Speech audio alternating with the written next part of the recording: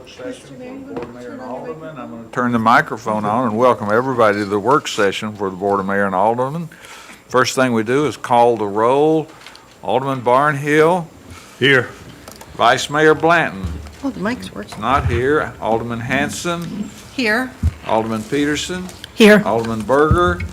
Present. Alderman Brown. Present. Alderman Potts. Present. Alderman Baggett. Here. And the mayor's here too. So there's the roll call. Next opportunity on here is for citizens to make comments for items that are not on the agenda. People don't usually know that there's speaker cards next to the post in the middle of the room, and idea is to fill those out and let me know if you plan on speaking on something. I don't have any, so we'll continue to move forward, and we're going to go to item 1, which is presentation of the new City Hall test fits. All right, I will kick it off. Good evening, everybody. A month ago, we walked through 3 broad options related to the City Hall project, one of which was a smaller building footprint that allowed us to work within our existing financial capacity and preserve some capacity for other capital investment projects. We knew then, and an anticipated part of the first steps of schematic design was to flush that out more fully. And so we wanted to take tonight to walk through what we call the test fits, which I would say really is a kind of a proof of concept of how it can work in terms of the master plan goals met in a smaller building footprint and some of the elements we worked through department by department to get to that proposed approach. So that'll just give you a better sense of what's involved and how we got there and how those pieces fit together. And so that's our purpose tonight is take you through kind of floor by floor, step by step, and looking at that option and that component as it meets the goals identified. So I think Kelly's going to kick us off, and we also have Anna Ruth with us as well from the design team. Thank you, Eric. Can you all hear me all right? Okay. All right. We're going to walk through the test fits today. Test fits are preliminary plans that show how space within a building can be used to meet the programming goals for City Hall. And I'm going to provide a little bit of background on how we arrived here, and then Anna Ruth is going to walk through the test fits, as Eric mentioned, through the different floors. So starting with the goals, at the outset of the process, we set out to envision a building that better serves the citizens and better supports the employees who work hard to provide services to those citizens, and better complements our historic downtown and reflects the quality of our community. The BOMA adopted the master plan this spring, and it achieves those goals. It completes the square, and it has a program space of about 112,000 square feet. However, with rising construction costs, it resulted in an option to construct a smaller building and the full subgrade garage. Based on the available funding from the capital investment model, a smaller building of 78,500 square feet was identified. But the square footage wasn't based on our known needs. It was a budgetary exercise. And we knew that we needed to study it to see how and if it could work in the smaller footprint. So over the past 5 months, we've been working on that to study and validate how city operations could operate in a smaller building footprint through the reprogramming exercise.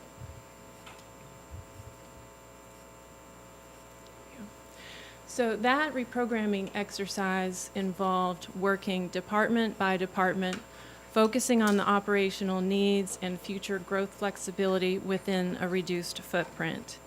And the test fits that you'll see today contain modifications from the overall master plan that include a reduction in community meeting space on the first floor, which was originally a response to the community input that we heard through phase 1. And then also sharing meeting spaces across floors of the City Hall. It includes reductions in storage space with a commitment to scanning paper files during this transition period to reduce our needs for storage, adjustments in office sizes, reductions in the lobby size and circulation areas throughout the building, and then maximizing the subgrade parking garage with certain functions that freed up some square footage on the first floor for other use. So with all of those reductions, the consultant completed test fits of the programmatic elements at about 91,250 square feet, which corresponds to scenario 1 from the August 23rd work session. There are many, many thoughtful details that have gone into these test fits. Tonight, we're going to cover the highlights of the test fits, including the public spaces and the overall placement of departments and amenities. The test fits meet the programmatic needs for functional, efficient operations. They meet City Hall staffing space needs into the future. They provide a variety of meeting and collaboration spaces, give employees daylight and views, include amenities for employees, and balance security and a welcoming environment for the public and for the staff. So these plans are going to continue to be refined through the schematic design phase. All the furnishings that you see and the details that you see in these plans are really going to be decided at a much later stage in the design process. It's really to help you envision what the spaces could be like. Anna Ruth and her team have done a tremendous job for us navigating this process. It's a monumental undertaking to plan for 12 departments within a single building, and they've done a great job for us helping to build a brighter, better City Hall for all of us. She's going to walk through the floors, starting with the building footprint on the block. If you could, please hold your questions till the very end, because we're going to try to get through the whole floor, all the floors, and then talk about the remainder of the block, and then come back to detailed question and answer period on each floor of the building. And then after that Q&A, Michael Walters Young is going to identify the goals for the next work session meeting on the financial discussion for City Hall. So with that, I will turn it over to Anna Ruth. All right. Thank you, Kelly. Can you hear me okay? Pull it forward. Okay. All right. Okay, thank you. Well, good afternoon. I'm so happy to be here with you today to finally share the test fit plans for the new City Hall. I'm here on behalf of my whole design team and the city team that have worked tirelessly on this effort.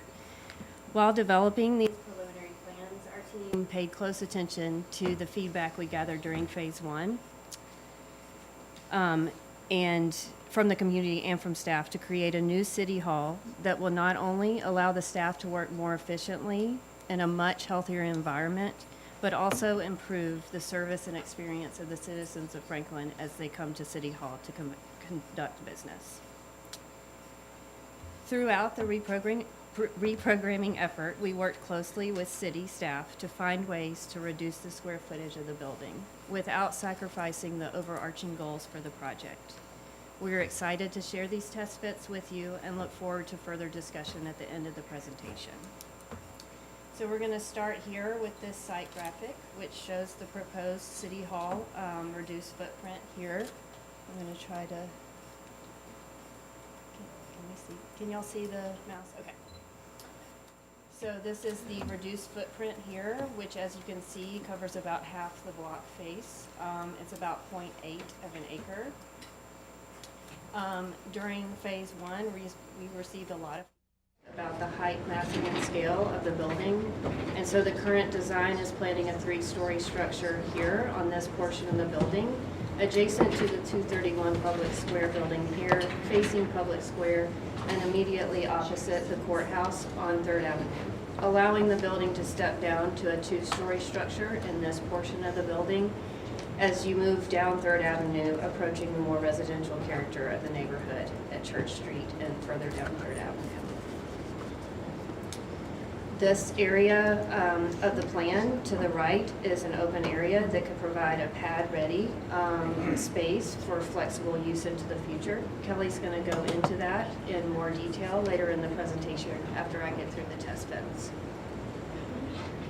The plan for City Hall includes a prominent entrance off of Public Square into the building, which we will see on the first floor plan of the test beds, and an enhanced pedestrian connection to connect to the existing Second Avenue parking garage. There is a ramp here down to the subgrade parking garage, which aligns with the alleyway out to Second Avenue South.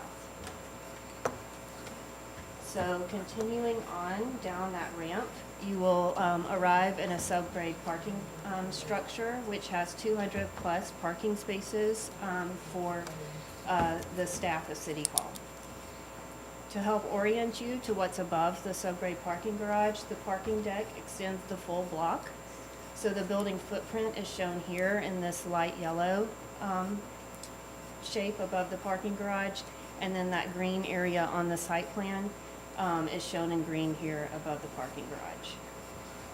There will be 3 sets of stairs and elevators for convenient access to the upper floors of the City Hall.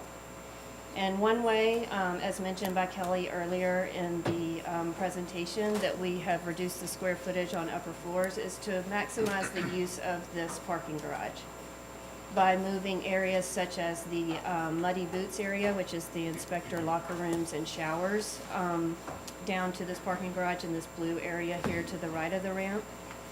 And then moving the facilities workshop down to the parking garage as well. We've also moved some of the storage from the upper levels, again maximizing the use of the parking garage into these blue rectangles within the floor plan of the parking garage. So moving up to the first floor.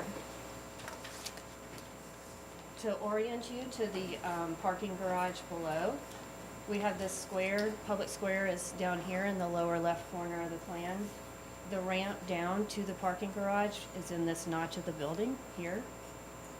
So the public will enter from a prominent entrance facing Public Square here into a 3-story open lobby. The lobby will be open and welcoming and provide views into the boardroom upon entering. So there's glass here.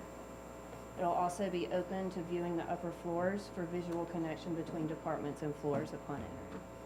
There will be a greeter seated at a welcome desk here, located under the monumental stair connecting all floors. The lobby also serves as a pre-function space for the boardroom with tables and chairs and a potential coffee break area, and also screens that will have information and you can view the meeting outside of the boardroom if need be. So visitors can move, it's not my computer, sorry. Okay. The visitors can follow around the curved wall of the boardroom to a secondary lobby. Okay. To a secondary lobby here, which takes you to the service. Yeah, I'm having a hard time even seeing it.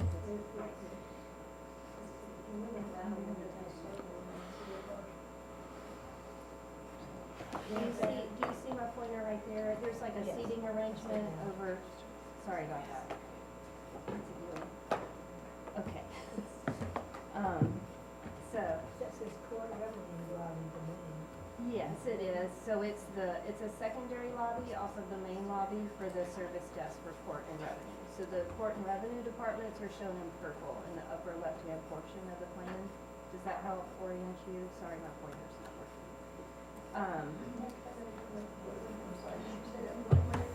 Those are the court and revenue departments.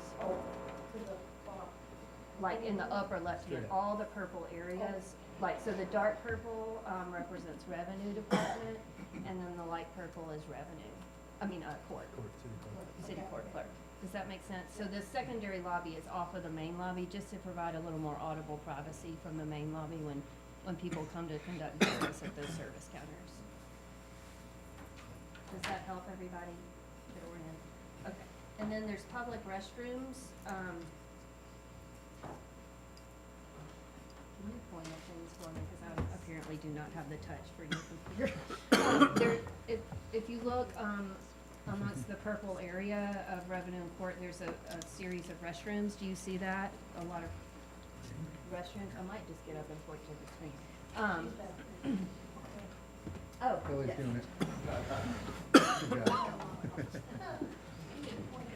Yeah, we're good. Okay, so, and I've got my cursor back and I'm barely touching the thing. So where my pointer is, there's public restrooms that have convenient access from the public lobby in City Hall and from the exterior for public use and after hours out on the weekends for events that are held downtown. Does everybody see that? Okay. It's right there on the thing.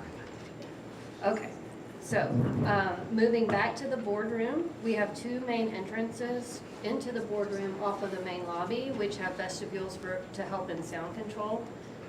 The boardroom, as it is in the test fit, has 173 seats, which is 77 more seats than the current existing boardroom we're in now. How at many more? 96 Is it 77 more? 77 more, What, wait a minute, total, how many? 173. And we have 170 here. No, we have 96 in here. Seated. Oh, That's the seated. capacity. Yeah, on that's Okay. the, There's seats. Oh, oh, okay. I didn't see that. Which That screen doesn't say would be- capacity. Which screen would you like me to point at? The That back, one. probably. That Yeah. Oh, thanks. okay. So in the test fit, there's 173 seats, which is 77 more seats than this boardroom at 96 seats. There are two exits behind the dais, and they will take you to ramp down to an area of lockers where you, the alderman, can store your belongings during meetings. And a kitchen breakout area adjacent to the executive sessions room, shown there in the lower right-hand corner behind the boardroom. Is everybody with me on where we are in the plan? That's very helpful. Trying to get out the computer. Okay. Yeah. The communications department is conveniently located behind the boardroom in the light purple. And they're conveniently located there for ease and access for recording meetings. And the control room portion is actually located on the other side of the boardroom with a window for viewing in for visitors to see in from the main lobby. There is a hallway that connects directly to the training room in the center of the plan. This hallway will allow easy transition from the boardroom to the training room on evenings when meetings transition between those two spaces. Throughout the design of the City Hall, a delicate balance, we tried to maintain a delicate balance between a warm, inviting City Hall for citizens, balanced with the safety and security of the employees. So in all of the floor plans, you're gonna see the orange dashed line on all the plans in between certain areas of the plans. This is indicating the separation between the public access portion of the plan and the secure staff zone of the plan, each floor plan. And the orange dots on the doors represent car key access doors. When you, the alderman, would come to meetings, and if you choose to park in the subgrade parking garage, you would use the staff elevator as somewhat of a backdoor entrance, which would take you up to a staff secure lobby located right off of a courtyard. This courtyard here, where Kelly is pointing, it aligns with the pedestrian connector behind the courthouse and allows a really nice landscape terminus to that pedestrian connector as you approach City Hall. So something that's missing, I think, in the current City Hall. So if you choose to come to meetings from grade off of 3rd Avenue, there would be card key access doors taking you again into that secure lobby or directly into the executive sessions conference room. And this courtyard will also provide a nice spill out space for people to gather before and after meetings outside of the executive sessions and boardroom and training room.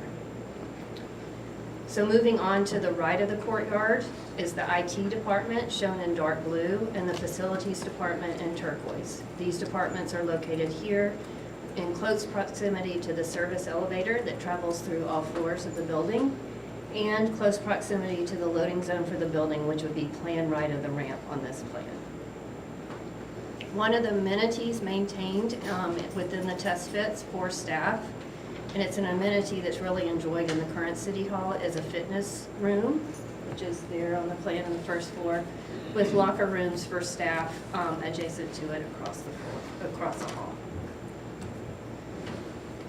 Moving up to the second floor, it's the home of the Development Services Zone, which includes the BNS department in the light blue, planning in dark blue, engineering in dark green, and the fire administration department in the light green. These departments are co-located on the same floor adjacent to each other for ease and collaboration between departments. The public will access the second floor by going up the open monumental stair from the lobby or by the public elevator and arrive in a central waiting area for the floor. There will be staff to greet the citizens at the service desk. There is easy access to many different types and sizes of conference rooms for staff to meet with public, and access to public restrooms off of the waiting area.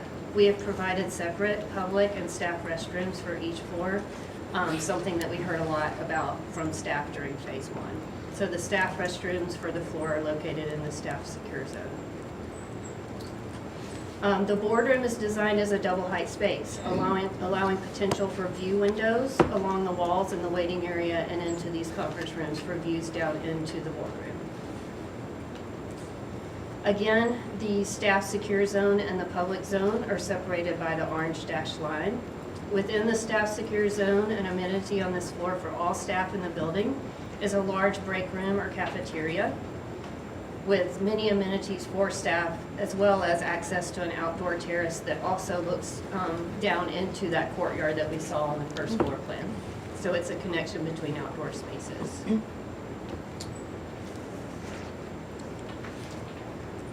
The design across floors is intended to maximize views and daylight for employees, with workstations located along the perimeter of the floors, and the private offices located internal to the floor plate with glass fronts that still allow access to the views across workstations.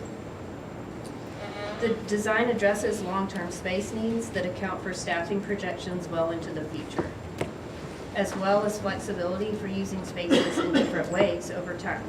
For example, a small 4-person conference room, like where Kelly's pointing, or the tea table rooms are designed as the same size as a private office. So with the switch of furniture, these spaces can be adapted over time and used for different needs. There's also breakout areas within the open floor plate design that could be infilled with workstations in the future if the need arises. These and other considerations for future adaptability have been incorporated into the design to help the city adapt and grow over time and into the future. So moving up to the third floor, which is home to the administrative zone. The mayor and city administration department is in the dark maroon. Law to the right in the red on the lower portion of the plan. Moving to the upper part of the plan, human resources in the upper left in the light orange, and then finance and purchasing in the upper right. As you can see, the third floor footprint is smaller than the lower floors. To maintain the 3-story structure, facing the public square, adjacent to the 231 building, and directly opposite the courthouse on 3rd Avenue. And to allow the building to step down to a 2-story structure further down 3rd Avenue as it approaches the residential character of the neighborhood. This floor also has a welcoming waiting area where the public would arrive via the open monumental stair again, or the public elevator. There'd be comfortable seating in the waiting area and a front desk to greet citizens as they arrive on the 3rd floor. There's also access to several different conference rooms off the waiting area, as well as public restrooms. Also on this floor, we are planning for a very flexible, adaptable meeting space that has a great view of the lobby below and the optimal view of the square, looking across the glass. This space we see as being used as an optional workspace or meeting space for staff, touchdown area for you, the aldermen, to work and meet when visiting City Hall, or a place for communications to do interviews or use as a production studio with the public square as their backdrop. We maintained a smaller, more secluded rooftop terrace as an amenity on the third floor for all staff to enjoy that also overlooks the second floor terrace and the courtyard, again, providing this multi-tiered green space for all staff to enjoy throughout the workday, to provide a place outdoors to work or meet. We've worked closely with staff to ensure the design for the building is a healthy, welcoming, inviting city hall that will provide an exceptional experience for those visiting and working in the building. We reviewed the test fits with staff a couple weeks ago, and there was a lot of excitement around the plans, which really made us happy. We will continue to refine the designs through collaborations with the departments throughout this schematic design phase. But overall, the test fits show how the current and future building footprint can fit into a building of this size and have additional flexibility to allow for additional growth and adaptability into the future. Thank you again for the opportunity to share the test fit plans with you. I'm going to turn it back over to Kelly and look forward to your questions at the end of the presentation. Thank you, Anna Ruth. All right, so we've walked through the test fits for the different floors, and we wanted to spend a little bit of time on the remainder of the block. Part of BOMA's direction this spring was to explore whether commercial leasable space could help us construct the full master plan building. But the reprogramming meets the needs that are foreseeable for us as a city. And it brings the question, what could we do with the other portion of the block? And one of the universal spaces that we've seen in every city hall we've studied or visited is civic prominent open space. Staff also heard a very strong desire of open space and outdoor seating areas and pocket parks from the community and their input, and also from the employees and their input. So we thought we'd show you a couple different examples that we've seen of open spaces at city halls, just to get you thinking about this. It's not a decision that has to be made right now. It's really just to put that thought out there that it's not just commercial or nothing, that there is another alternative that could be green space that gives us flexibility into the future for the long term. The first example is the Milton City Hall. And, all right. And it is the building in that upper photograph. And there is a large open space in its foreground that you don't see from this perspective. And to the right of the building is a civic plaza that's used for farmers markets on Wednesday afternoons and as overflow space for citizens that are attending meetings before and after, and also for the community building that they have, which is that building to the right of the plaza, and it has its own restroom facilities in that as well. So that's one example of an activated space. The next is historic Duluth, and they decided to build their city hall right in their historic downtown, looking out onto a very large, prominent civic open space with a fountain that you see in that right photograph on the right side. There were people there in the evening, people there in the morning, all day, because water is such an attractor for people and really makes a nice community gathering space.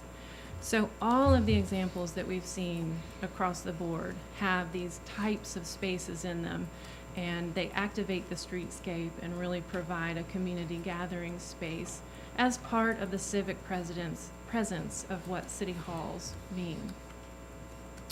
But going back to the test fits, the big picture is that the reprogramming provides sufficient space for us to function well into the future. It's adaptable for evolving work trends.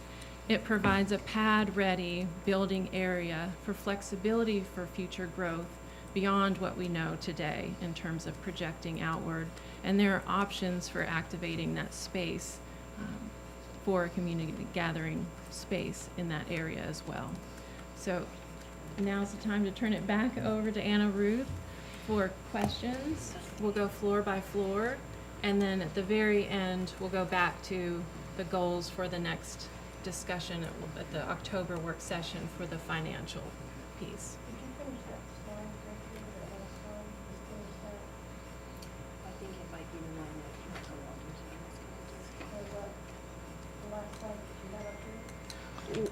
We're gonna try to focus on the test fits and the building spaces right now, and then at the very end, go back to the financial part to lay that out for our October meeting. The last slide is really sort of a preview of what we anticipate talking about on October 11th. That's sort of follow-ons to questions or comments we got from the August presentation.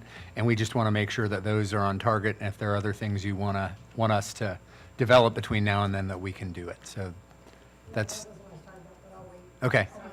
Okay, that was the last slide, I think. Okay.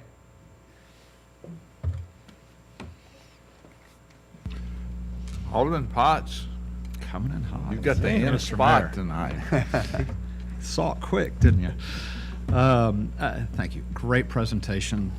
Thank you for walking us through slide by slide. And the laser pointer, even if we weren't having issues, for future reference, I think that's great for us to continue to use for even those in the audience as well.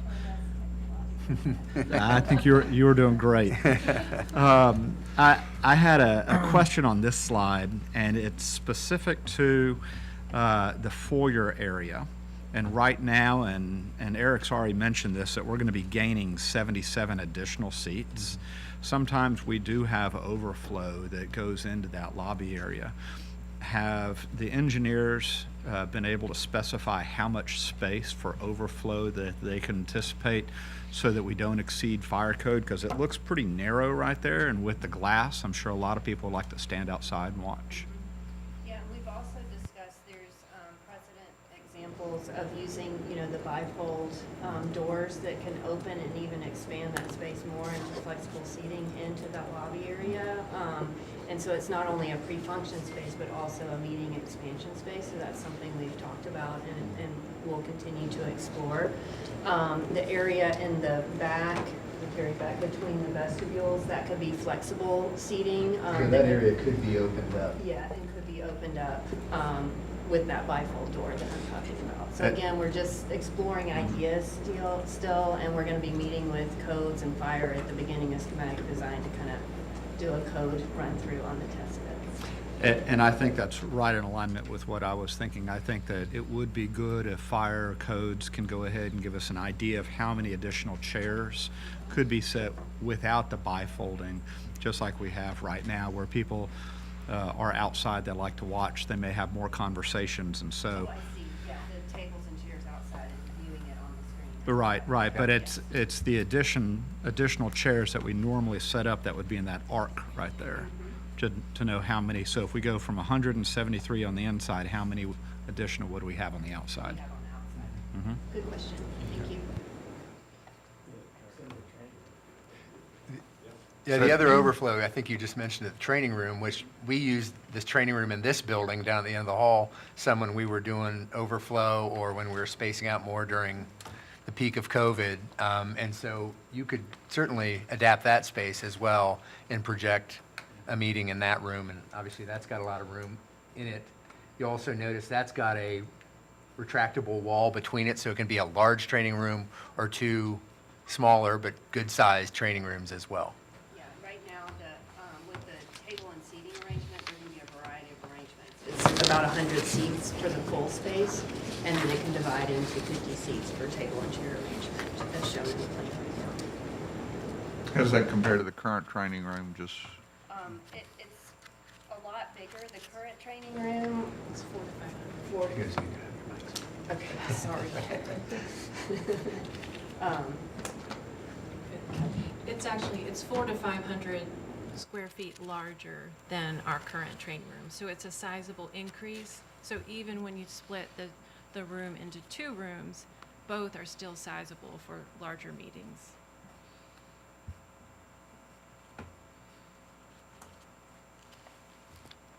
Alderman Berger? I don't think I saw anybody else. You're the Was first there anybody one. else? I'm No, sort go of- ahead. I'm hanging back, I'm just sort of listening, so. Oh, okay. But I do have a couple of things, you did a really good job explaining it, thank you. Couple things, in the garage, you mentioned there was a facilities workshop. What is a facilities workshop?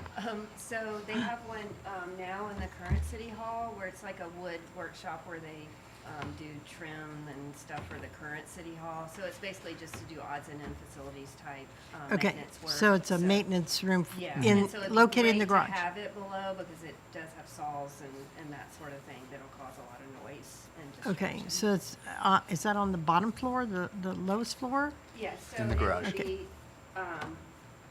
Underground. Yeah, underground. right. In the parking. So anything they do there, they'll be able to get out okay and Yes, move? yes, and- yeah, and actually they have can use things. the ramp for large items to get down. Oh, into that's that right, you've got the space, ramp. yeah. Okay, got Yeah, it. And then it's adjacent to It's the right- service elevator, which is the bigger. Okay, so it's right by the, cargo yeah, elevator. it's right by the ramp. Okay, got it. So you answered the boardroom seating. The monumental stairs is a good idea because people love to use the stairs and they like it to be prominent in a building, which I think is excellent. We need that all day long. Tell me, how many elevators would there be? And also, are there other staircases in the building to access points? I'm sure there are, but tell me where Yes, where they so, are. The fire egress stair within the public zone is in the upper left-hand corner of the plan. So that's facing the existing Second Avenue parking garage and could have a door directly out. So it's right there on the alleyway between the parking garage and the current city Okay. hall. Does that make sense? And then the public elevator, as we showed you, arrives in each of the waiting spaces on the second and third floor in the center of the plan. And the location of these elevators and stairs are really driven by how they can work within the layout of the parking garage Yeah. and how we can maximize the number of parking spaces. So that public elevator is that yellow rectangle there in the plan, taking you up to these waiting areas. So there's one elevator for the Yeah. entire building? And then there's the Oh. staff elevator, which I mentioned as kind of your backdoor entrance from the parking garage into the staff secure zone, which takes you up into a staff secure lobby that's off that courtyard.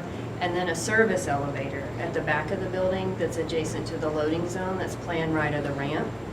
And then it also has a fire egress stair right next to the service elevator and a fire egress stair by that staff. Right, staff and the elevator. So main- three Okay, sets. and the main elevator there, by the purple, is that gonna be large enough to fit more than 3 or 4 people? Yeah, I mean, yeah, it's a 'cause large A passenger. building this Yes, size yeah, it's would, not like a would tiny dictate that. hall. I just make sure that we are talking about that.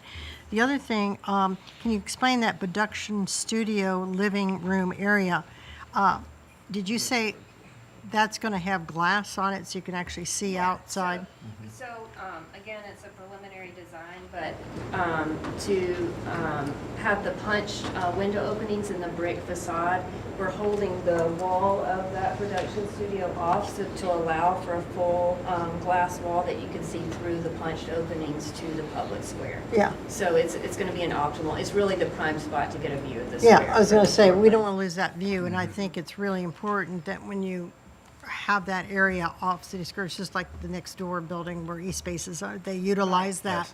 Yes. And that's I what think it's Melissa really was, important. talked And one other question, can you tell me what the height of each floor is?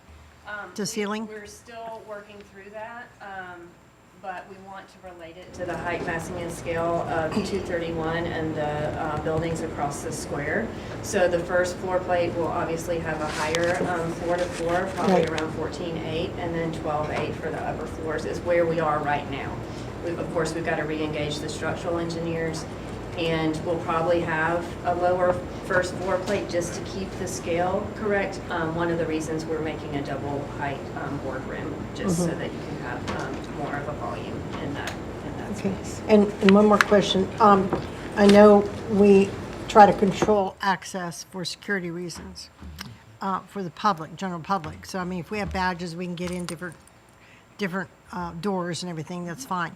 But how many access points can we have because, or do you plan to have? Because it's really important people have access to the building where they're coming from and not have to say, I have to walk around half this building just to get to a door.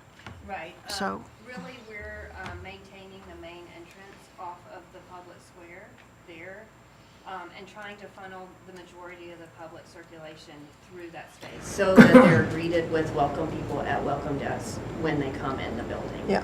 So we're not really allowing public access from all corners of the building No. because we want them to have a central space to come where they're greeted, welcomed, and directed on where they can go within the building. So if somebody's parked up back, if they're in the garage, they can come up. Now, let me ask you something else. How are you planning, if you're accessing the garage and parking in the garage, to funnel the people through first floor rather than letting them go all the way to third? Right, so the parking garage is going to be 200 secure spaces for staff only during City Hall operating hours, freeing up the 200 spaces in the parking garage that are currently used by That will staff. remain? Yeah, so Okay. then we're going to enhance that pedestrian connector Yeah. and make it wider to the existing parking garage. And then we're going to have, obviously, an ADA ramp to get you to the level of the entrance of the City Hall off Good, of Public. because I was going to ask you about that. Okay, that's fine. And the last thing is, slide 12 is the one I was referring to. I thought that was the last slide. Okay, let me Sorry get about there. that. Tell me when to stop. Slide 12 is the overlay of the flexibility for the future. Keep going, it's down. And right there, you can utilize that one. Okay. So that green space right now will be what? So it's undecided at this point. It's basically a pad-ready space because it's on top of the subgrade parking garage. So it's pad-ready where a building could be built, or as Kelly was showing you in all the city halls we visited, The open space? the open Yeah. space that really activated the streetscape. of So we those. could utilize that any way we choose while we're not building on it presently, if that's the case. If we don't build there, then we can utilize what you said, giving us some shots of these places, how they've utilized their space. And our space would be totally different, but we could utilize it for the public. Yeah. It's just a different alternative for activating Yeah, the streetscape. I think it's very important how we choose to activate that site, because I think if it's going to remain vacant for the time being, if this is what we choose to do, I think it's really important that we enhance that site and make it usable and pull people into the site. Thanks. I agree. Thank you. Okay, Alderman Baggett. Right. Great job. Thank you. Nothing I say is reflective on the incredible work staff, and I mean, it really is. This is great. We have a job to do, though. How many total employees is this planned for? Let's see, I guess, yeah, currently with the current test fit, but then kind of a max number of employees. So that's somewhat of a trick question. Didn't mean to be. So for permanent, fully dedicated workspaces, it's up to 240 is where we projected on this. In the current test fit. Yes.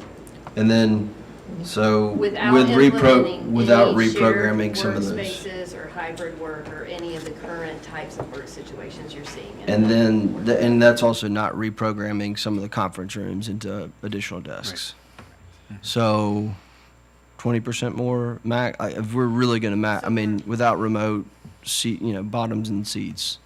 Right, so currently it's designed for the current staff, which is just over 200. So it's a growth to 240 seats. So there's 200 in this building now that work here in this building? There's a now? little over 200 since we started, but when we started the program, it was 200. How many, I did notice there's a lot of conference rooms. Yes.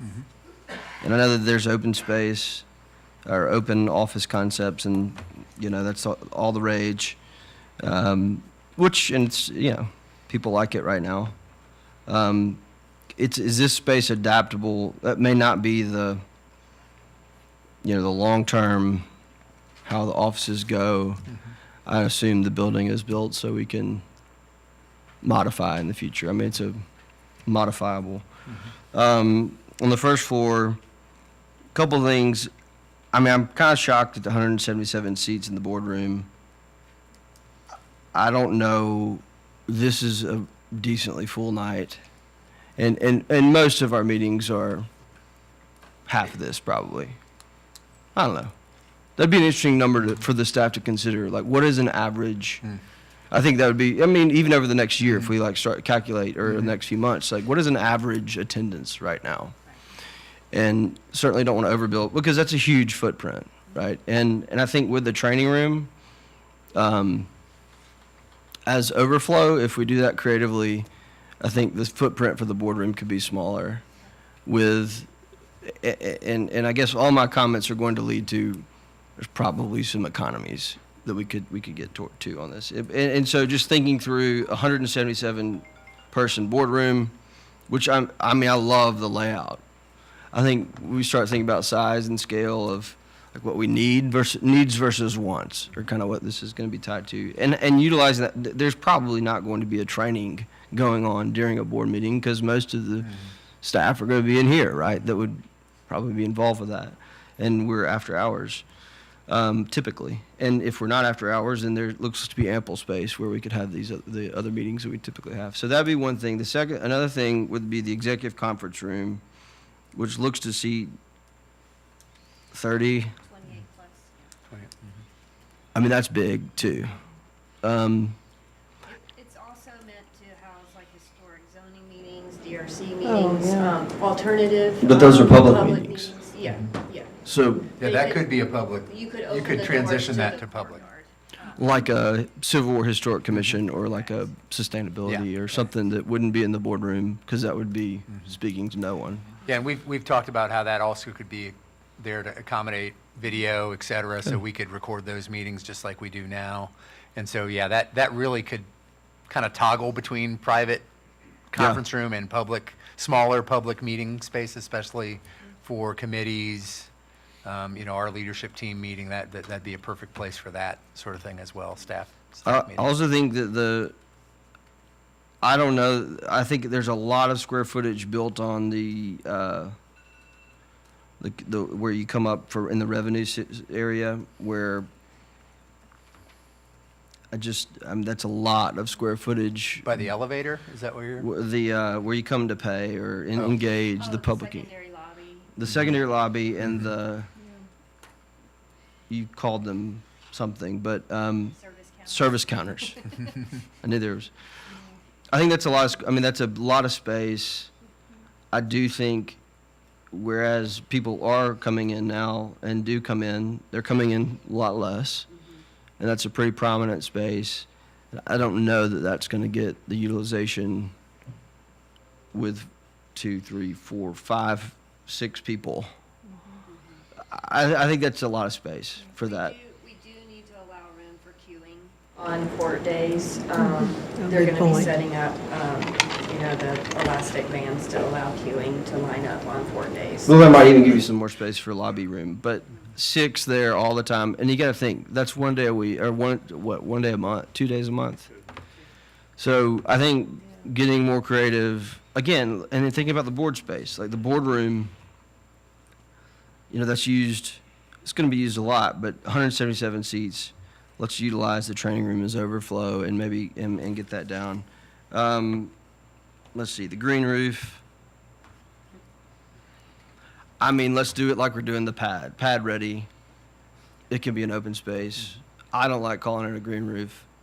I think the connotation there is that it is a green roof, like it is built for, it's plants on top of the roof. Or terrace. It's a terrace, right? It's a outdoor meeting space. Call it what you want. Number of training seats, when I added up all the training rooms, I think there's a lot of, when you look at the conference rooms plus the training spaces, a significant increase over what we have now, which some is needed for sure. But I just wonder, scale, like, how much of this is really going to be utilized on a regular basis. We don't want conference rooms that are being used once a day. Right, and I think thinking through that as we think, again, this is a wonderful layout, but I think there's a lot of room for growth. The other, you did that, the TV room upstairs, oh, third floor. Can we talk third floor, Mayor? Are you good with that? Absolutely. Yeah. I'm almost done, sorry. I'm enjoying your comments. I think you've been very thoughtful about the way you presented it, Alderman Baggett. Thank you. The third floor, I really, there's not a single building on the square that has a recessed or a recessed third floor. And I really feel strong, and it looks like you've brought it to the, yeah. I couldn't really tell if it was all the way to the front or not. But thank you for doing that. I think historic zoning will appreciate that as well. The other thing was public, and you made a good case, right? You want public access in the courtyard. And Alderman Berger brought this up. People parking deck. Right now, we have people who access all along the span of the building in the parking deck side, on both sides, really. Well, on the parking deck side. I think making sure pushing everyone to the front does make it more secure. I just wonder if there's some configuration where there is a mid-block entrance for the public, or somehow we got that, because I mean, you bring up a great point, the tie with the county alleyway, which is a pedestrian walkway all the way over to Puckett's, formal walkway there. The pedestrian's going to come to that end of that, and then they have to go up the block and whatever. It would be nice if there was some way for the public to go in through the courtyard into the public space. But I also realize that we're trying to get people to the entrance with the receptionist or someone at the front to greet them. I don't know, just thinking through that, because I think that will be, but the public won't like having to walk to the square every time to get in from either side. Yeah, that's a really good point and a challenge with the design, because we're also trying to minimize all the distractions that Understood. happen for staff. No, and we don't want them to be able to meander around and mosey around City Hall, but at the same time, No, it's a good point. and I know y'all have thought about that, certainly. And the last thing is, the reason I think economies are available is because I think we would be really short-sighted if we're going to do the underground parking to not, that open space, to not really program that in a way that, and invest the money to program that. I think it'd be short-sighted. I think it would be something that people would be like, well, why didn't we do that? And so I think that, working within the budget and making modifications to get the size to the appropriate size, appropriate layout, and then being able to financially afford to program that in a way, I think is going to be really important, because people are going to want to know what's going to happen there. And if we're not building a building, they're going to know that it's a water feature, or it's a splash pad, or if it's I don't know, I'm just doing just the pictures I saw. I'm not advocating for a splash pad. I'm just saying they're going to want to know, because there's going to be questions. And I think we're going to want to know. My girls will love that. What? Dogs. Oh, yeah, I've been lobbied. Consider this no. I have been lobbied. No, but dogs are going to love. I think it's a huge opportunity, and for us to think through this magnificent city hall which is needed for staff, but it's a very external thing, that open space. And if we're going to spend the money on this, I think the public deserves to have that space utilized. I also will throw in that I'm still open to the less than 5%. I know Michael's going to talk about this, but less than 5% retail, or in somewhere in City Hall, though we can activate it through other means. I agree with that bullet point. I do think that there is a possibility there to make this, to round this out and feel like a true public play, like a really engaging public building. But this is a great job. Thank you for your time. Thank you for your thoughtful comment. Alderman Barnhill. When you're entering the building off of the square entrance, where are you expecting those people to park? In the Second Avenue garage? Correct. And or come on through square. come through between the, Yeah, which we're going to enhance and make We're going Okay. to be redesigning that pedestrian connector. And help me out again. We have said that we're gonna build a 210 space garage for the employees only, right? But yet we're giving up 70-something spaces now. Is that correct? On the ground behind City Hall. So the net then is not 210. Is it? If you lose it, if you're building 210, Yeah, it's 138. Yeah. Okay. 138. Net increase in parking spaces.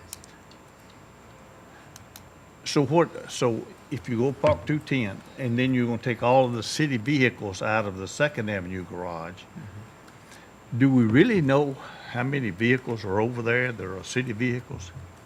Do you know? I don't know the number I right don't now, know. but we do know, yeah. Okay. Yeah. And I'm just trying to figure out Both how. city-owned vehicles and, yeah, then we have an employee. Then we've got General. 210 Yeah. employees and plus 60 or 70 city vehicles over there. And we're gonna park them in the 210 parking spots? The thought is you use the below-grade parking for the combination of employees and city vehicles. Will that ever be open for public parking? We've discussed that potential, like outside of City Hall hours, but haven't come to a conclusion. Okay, just- Yeah, just- you I'm- could I'm- probably figure that out if you'd like to. I'm just interested in that. Also, we're looking at right now approximately 50,000 feet that we use in the building now, right? Here, 80,000? this building. 80,000? No, the building is 80, but we sure as heck don't use 80. Minus the corridors. So we got 50. So we're now going to 90-something thousand square feet. And we're using 50. And I've said in the past, I really don't think City Hall will be 10 years from now what it is 10 years ago. People will be working from home. I don't think you're going to have that kind of growth or that kind of activity. And the other thing is this, I don't think, and I've asked it a couple of times and haven't ever received anything. I'd like to know the traffic count at City Hall now. That's and see what it is. Because people just don't, and we, I guess, broke them of the habit of coming to City Hall when we shut it down for 2 years and did everything virtual. So I think we need to look at some of these things. There's a lot of little bitty lines and a lot of little bitty rooms and a lot of everything up there. The only thing I'd say to you that I smile when I see this, the older some of us get, the more we look for restrooms. And there's probably enough there. Yeah, I think so. Yeah. So anyway, just take a look at that and see what you've got on that. Michael will, when he gets up, he will answer some questions that I have as far as the financing is concerned, as far as what we can do with a little bit of the extra space if we want to do that. And I want to see how that figures out onto this right here. I mean, it's difficult to tell, sitting up there on that, just exactly how it fits in with staff and staff's requirements. But we are pretty well locked in at 91,000, whatever numbers. Okay. Is there a usable? Alderman Peterson, of that and then I've got 91 Alderman net? Berger. Because 50's a Yeah, net. there is, but I'll I'm have to trying to, get that. yeah, let's compare net to net. Okay. Go ahead, Alderman Peterson. I really don't have much specifics to say. It's really been helpful to see this, talked about here. I do want to say that some of us definitely remember this room being completely full and people standing around the walls. So just, maybe some of the people that haven't been here very long, but definitely I can say over many years have seen this room really not adequate. And even though people were outside, watching and things like that, they wanted to be in here so that they could say something if they wanted to, and also just to see how it went. So that is one thing that I think maybe in the last year we may not have seen that much, but over the years we have definitely seen many more people than there was room for in this room. But as I say, I appreciate all the comments, all the information here. I'm still trying to put it together. Thank you. Thank you. Real Go ahead, real Alderman. quick, I just had a couple other thoughts. Go ahead, Is there Alderman anybody Berger, else? then I'll No, get go Alderman ahead. Brown. No, well, that's right, I've already gone once. All right, real quick, there's a nine-letter word, and it's called community. And I think we're forgetting community. Hopefully, what our society's been going through, hopefully we'll knock our heads against the wall someday and come out of all this. And we'll get back to community. And we will want our spaces, and we will want our community spaces. Human beings crave community. And I think I would be against reducing the size of the boardroom, because it's not only used for meetings, it's used for community spaces. And we have forums in here, and we have gatherings in here for other things as well. And sometimes the community wants to use it, and they are allowed to do that. And we have nonprofits. We have Franklin Tomorrow. We have different things going on in here. And so reducing that space, I think would be, I wouldn't be in favor of it. Also, the aldermen need an area, whoever the aldermen are, when this place gets built. They need a space when they come in the wintertime to put their coats, umbrellas, things of that nature. We don't necessarily need an office, but we do need a space where we can reserve a space. Oh, you have it, okay. It's always good to have a space where you can actually There's reserve. like lockers where you can actually put your umbrella, your coat, Yeah. your laptop. We've got to have Other space where part. we can put our things, and also just a space where we can reserve to have, meet our constituents here, because a lot of times we like to meet them here at City Hall, and then take them and have meetings with other departments as well. So Kelly's showing you some options on the first floor. Yeah, I saw that would one. Go with that. There's a couple of those. There's also space up on the third floor that would be conducive to that as you look at those both public conference rooms, but the shared space. Yeah, you could The look space at those. overlooking the square is kind of designed for that. Touchdown space for you two within the admin footprint. So all those are designed as options for board to come in and meet people, do work, whatever fits for you. And the lobby spaces are also intended for that. Yeah, and So I think a place for them to meet constituents on the first floor would be good, and we can always book Yeah. out a space, but I just wanted to throw that out there, because sometimes we all walk in here with coats and boots on, Sure. and umbrellas and things of that nature. The footprint of the boardroom, I just spoke to that, and gathering space for community. Hopefully, we do come full circle, and we still need that space. But work has definitely changed. We all know that. People work from home and everything else. And when we vacate this building, not everybody's going to be working from home. We're going to be renting space throughout the town. Probably a department here and a department there, because they do have to be together. And so that's going to happen. And then the mid-block entrance, to me, is absolutely very, very important. Patrick brought that up. And he also brought the retail vendors up, which I think is really important.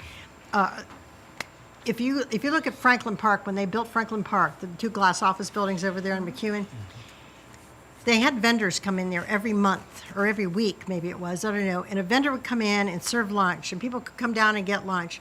They just booked that out. Wouldn't hurt to have a vendor space in City Hall where you could have a coffee shop come in and they have the month. And then somebody rotates out and somebody else comes back in. Using our community retailers to come in and offer things at our City Hall, which I think is really important. Yeah, Anyway, one city hall we actually visited, they had an area in their community green for food trucks to come to have food truck day for the community and have lunch yeah, on the we green. would have the space for that, but, inside, I Yeah, think I it would think be a that good would- space. Thank you. Okay, Alderman Brown. Well done. Seriously, well done. Clearly, a lot of effort. There's a lot of really great stuff in here. I mean, I do think we really need a great city hall. It needs to match our city. It needs to match our community. I think we're trying to do that with this. I will say I still long for getting back to the 78,000 square foot. And what I'll say is I agree, there's a lot of meeting space in here, and I get it's eventually convertible, so I understand why we're doing it. The one thing I would say, and it's probably the more the qualitative than the quantitative of the space, which is, and I'll really, Eric, to you and to the leadership, as someone who's built out multiple headquarters of 100,000 square foot or more with hundreds of employees, there's a lot of open space. There's a lot of not used space. And I will tell you, as a culture, 3 floors, people really spread out, a lot of empty space. It has a role on your culture. It has a role on the feeling of being in an office that feels gigantic, and people being clear across the building, and having to make a clear effort to really sort of bump into each other and all of that. So I would just look at, when I looked at these floor plans, I tried 3 times to count all those little chairs and tables in conference rooms, and I gave up 3 times. I couldn't do it. Somebody better at math than me and more patience than me can count them up. But it's just a lot of open space. And I will say it's for at least, I would assume 10 years after this thing's built, we're still gonna have a lot of open space. And so for however long that is, just keep in mind what that's gonna feel like with these departments spread out and all this empty space in between. It's a real thing, so. Alderman Hanson. No, I too agree. It looks wonderful. I know a lot of work went into it to size it down some from the last request. I agree with so many of the statements. So many of my questions got answered, but I would like to reiterate, I do think it's crucial that we have multiple access points for convenience purposes. We want it, if we're building something that's nice, we want it easily accessible. And the other thought is that we are not building this based on our current knowledge and our current experience or even our past. We're building it on the fact that this community is going to double in size in the next X number of years. And that's what we're looking forward to in developing this. And we may say, wow, 173 seats seem like so much, but if we're doubling our size, it's all relative, and we want people to look back and go, wow, they had a lot of foresight when they built this, so that now we don't have to spend more money to accommodate the size of the population. But those are my only comments. It's wonderful. Thank you. Alderman Potts? You guys may have already addressed this, but if not, I wanted to make sure everybody in the audience heard it. As we increase to 173 seats in the new boardroom, is the floor going to be sloped in such a way that we're not having to look around heads or anything? I'm just thinking about that increase in size. You think about small amphitheaters, you think about those small areas. If we're going to grow in size, and as you just made reference to having more people attend, that might be something to consider. The other piece that I was looking at is from an ADA standpoint, and similar to Alderman Brown, I was zooming in, trying to get into those small spots, but it might also be good to either use some type of indicators there on where your preferred wheelchaired seating would be in the room as well. And then the last thing I'll put out there is, and I would be heavily in favor with slight sloping in the boardroom for visual reasons. But then the last thing I'll wrap on, and this was up on slide 7, and it was just on our open space at the corner of 3rd and Church, and that is, you made several references to waterscapes and how it brings everybody in, things like that. I think that something needs to activate that area, and if it's a waterscape, I think it's great. I'm sure it might make Alderman Baggett's plea pretty strong there, but I think that something needs to be there. And if not, I'd be very interested to know what the Art Commission, what their thoughts would be about activating that area as well. Thank you. Go ahead, and then I'll get Alderman Baggett after you. He's used to being last, and all that, so go ahead. Mike. It's interesting to listen to the comments that we've heard and listened to. I do not believe that you would ever want to build to the maximum amount of people you expect to have at a meeting. Because 95 or 6 or 7% of the time, that space is wasted. So if you've got 24 meetings a year, if you have one that overflows, figure out what you need to do to accommodate that. But you don't fill this room. This room you don't even fill up 90% of the time. So it would be, in my view, a waste of money to overbuild the room that you've got here. you don't do a parking garage. You don't do, Walmart doesn't build their parking to the maximum amount of Christmas shoppers they have. So, that's my take on we want to do this, and it's to be public use and all that. And I've said this in the past, we've got public places to go for the meetings. We would, if we did what we look like some of us are suggesting, we'd be in competition with Harper Square. We'd be in competition with Jameson. We'd be in competition with ourselves, because the Eastern Flame Battlefield has meeting space there. The theater, all of these places here that are looking to rent out space. The city doesn't need to have free space, I don't think, to compete with that particular group of people, the retailers that are here. I'm surprised they're not here saying, or silently saying something to somebody somewhere, or just exactly what are you looking at when you're doing what you're doing. But that's the only thing I do. I wouldn't agree. Well, I agree if it's 7-1, but it should not be built to the maximum amount of whatever you think that's going to be.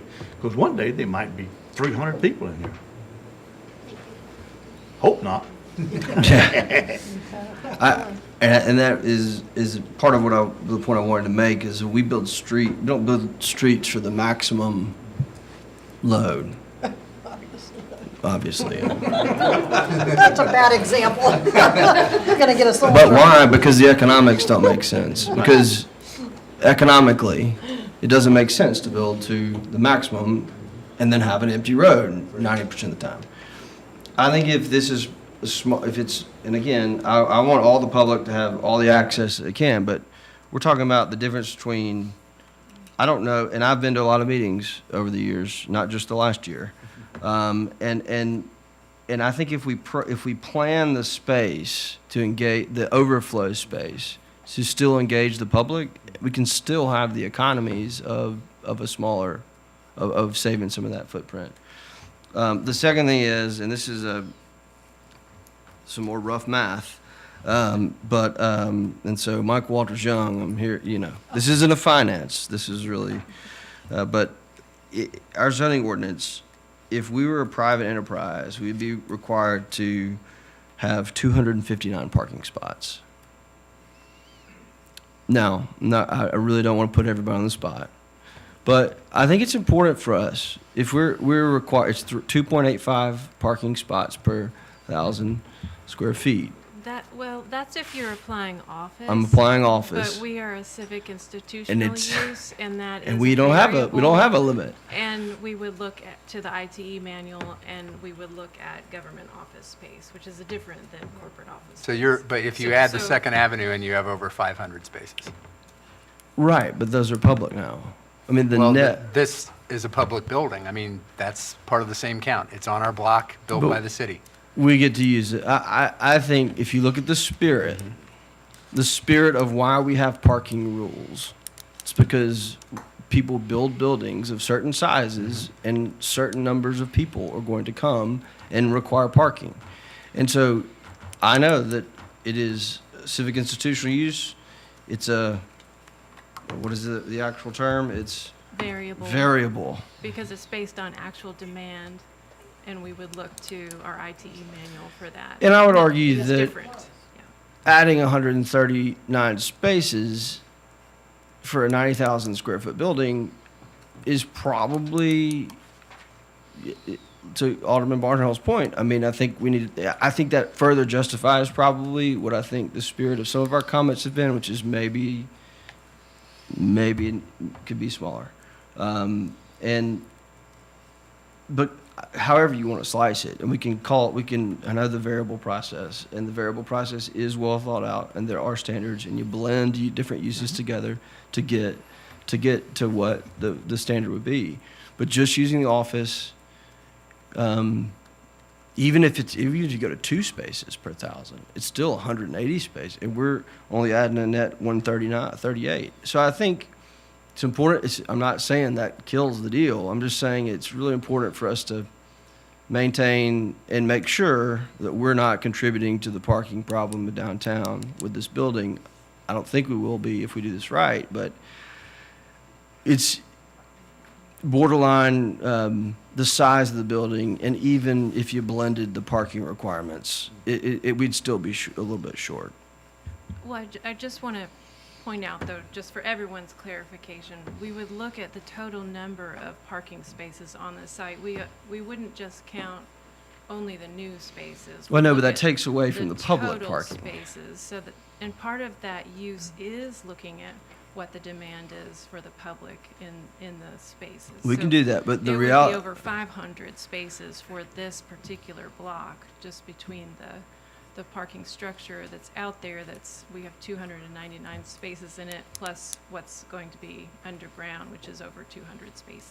But it's full all the time. I mean, I hear what you're saying. It's full all the time, and it is the net. I mean, the net is, and Alderman Barnhill keeps bringing it back.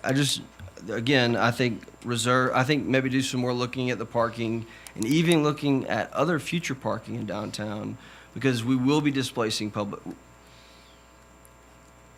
We will effectively be adding 138, but with the use and the size of the building, you could make an argument, a variable argument, that we would be adding additional need because we're adding a larger usable space in the future. And maybe even if we grow into this 90,000 square foot building and we're using 50,000, I mean, this is not an off the wall argument. We need to look at the full parking situation Yeah.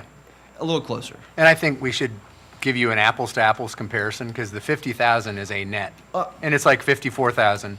90,000 is a gross. Gross. So let's look at net to net. Net to net. And what we're adding and all those elements, and talk about the employee capacity added and those other elements. I think it's a great question. I just want to make sure we're comparing And it's not so much about the square foot. accurate pieces. It is about the square footage. But we apply the gross don't we apply gross when we Well, do then this parking is an calculations? 80,000 square foot building. All right. So you're going 80 to 90, or you're going 54 to 80? Let's use a standard. Let's use, something, let's use a common standard Yeah. and compare. Right. And if we do that, then we're going to have our parking situation now is dire, right? So I think Free parking spaces may be I'm dire. talking about but- on-site. I'm talking about really more Yeah, on-site. yeah. You see what I'm saying, though? I think we need to look at I understand. Yeah, Yep. we need to Move on. kind of Yeah, move on a little please. bit, because we can argue about parking for a important. good, discuss it. It's I did very want to make a few comments before Michael Walters Young come up, and I think all these are great comments that you've made, and I do want to make a comment about the open space on Church. I think that's such a huge opportunity for us to continue to activate people being downtown. People are looking for places to sit. You know, I see city employees scattered up and down the streets and here and there, and they deserve some outdoor space, and I like the fact that they have some opportunity on these terraces.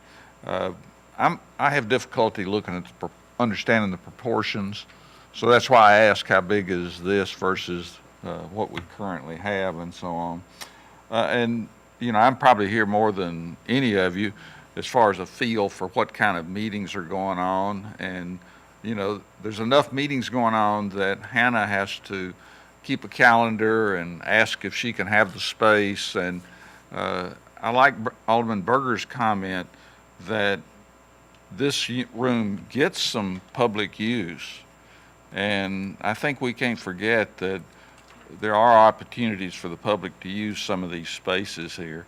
And I hear what Alderman Barnhill is saying, but a lot of these entities that are in our town that are nonprofits, they don't have the money to rent the Harpeth. They don't have the money to rent any of these spaces. So they are looking for opportunities. And so, and I hope we don't have 177 people, but we will. So anyway, I just wanted to make a few quick comments. I'm going to move item number 3 up next, because we have a number of people here, I think, that want to hear the presentation of status update for the U.S. Army Corps of Engineer Harpeth River Flood Risk Management Project, home raising. One last slide on the presentation. Oh, okay, just I'm to- sorry. This is our preview of coming attractions for the next meeting. Essentially, we wanted to follow up on the discussion we had when we looked at the 3 broad scenarios, and staff pulled together sort of this list of things we know we will cover on the 11th, but want to make sure if there are other things that we hear them. So Michael, you want to walk through that? Good evening, Mr. Mayor, members of the board. Michael Walters-Young, Budget and Strategic Innovation Manager. Based upon your last meeting on this topic on August 23rd, we took away the following notes, which you see on the screen, and want to bring these back to you. I'm going to review them very quickly and then get your feedback if there's anything we're missing that we did not hear on the night of the 23rd. The first is to give a full breakout of the square footage costs in further detail for each of the scenarios that we presented. By building construction, the cost of the garage alone, demolition costs, soft costs, aka fixtures, furnishing, and equipment, and our various contingencies and inflation contingency estimates. Okay. Revised or additional scenarios. Remember, we presented 3. Number 1 would be to revise all scenarios for borrowing for 30 years instead of 20 years. That seemed to be a consensus, something that you would want to see what the overall annual costs would change. Obviously, the annual costs for borrowing will go down, but the total will go up because we'll be borrowing for longer. But to see what that impact would be. Add a scenario which would be allowed under 100% tax-exempt financing, which allows for up to 5% of the gross square footage of the building to be used for commercial, retail, or shall we say non-institutional purposes. You heard Lillian Blackshear, our bond counsel, say that that was allowed. That would be based upon the test fit scenario, scenario 1, 91,250 square feet, roughly 4,500 square feet, FYI. Okay. Another scenario for just retail, and we're pegging this at roughly 24,450 square feet. Where do we get that number from? That is the original master plan size of 115,700 less scenario 1, which is what you saw here tonight. Okay, so the overall massing would be the same. I think there were a few eyebrows raised when we came to you and said the Gibbs number plus scenario 1, 130,000 square feet, seemed to be a little big for the block. So this would be a smaller amount of retail, but within the footprint shown in the master plan, and all retail, no office. And then calculating the estimated sales tax generated local, state shared, and then any potential small amounts of property tax from the retail spaces generated on the space. That's the financial side. And then from the legal and administrative, a quick review of, there was a question asked regarding historical IDB activity and what we could find regarding that. And then the determination of the legal limit of how long bonds can be issued under Tennessee Code.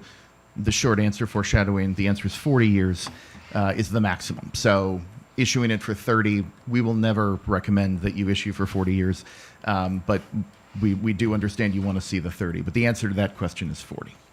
Are there any other questions, scenarios, things that we missed from our last meeting?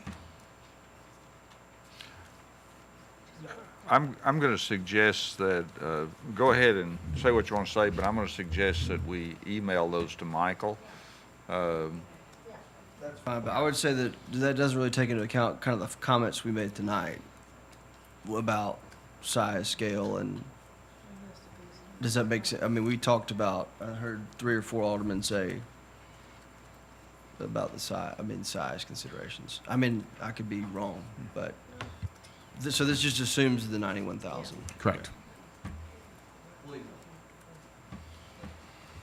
So if you Email those to me and to Michael, please. That'd be good. Thank you. Okay, we're going to skip to item 3, and I think there are some folks here about that, and then we'll come back to another item that'll take a little while.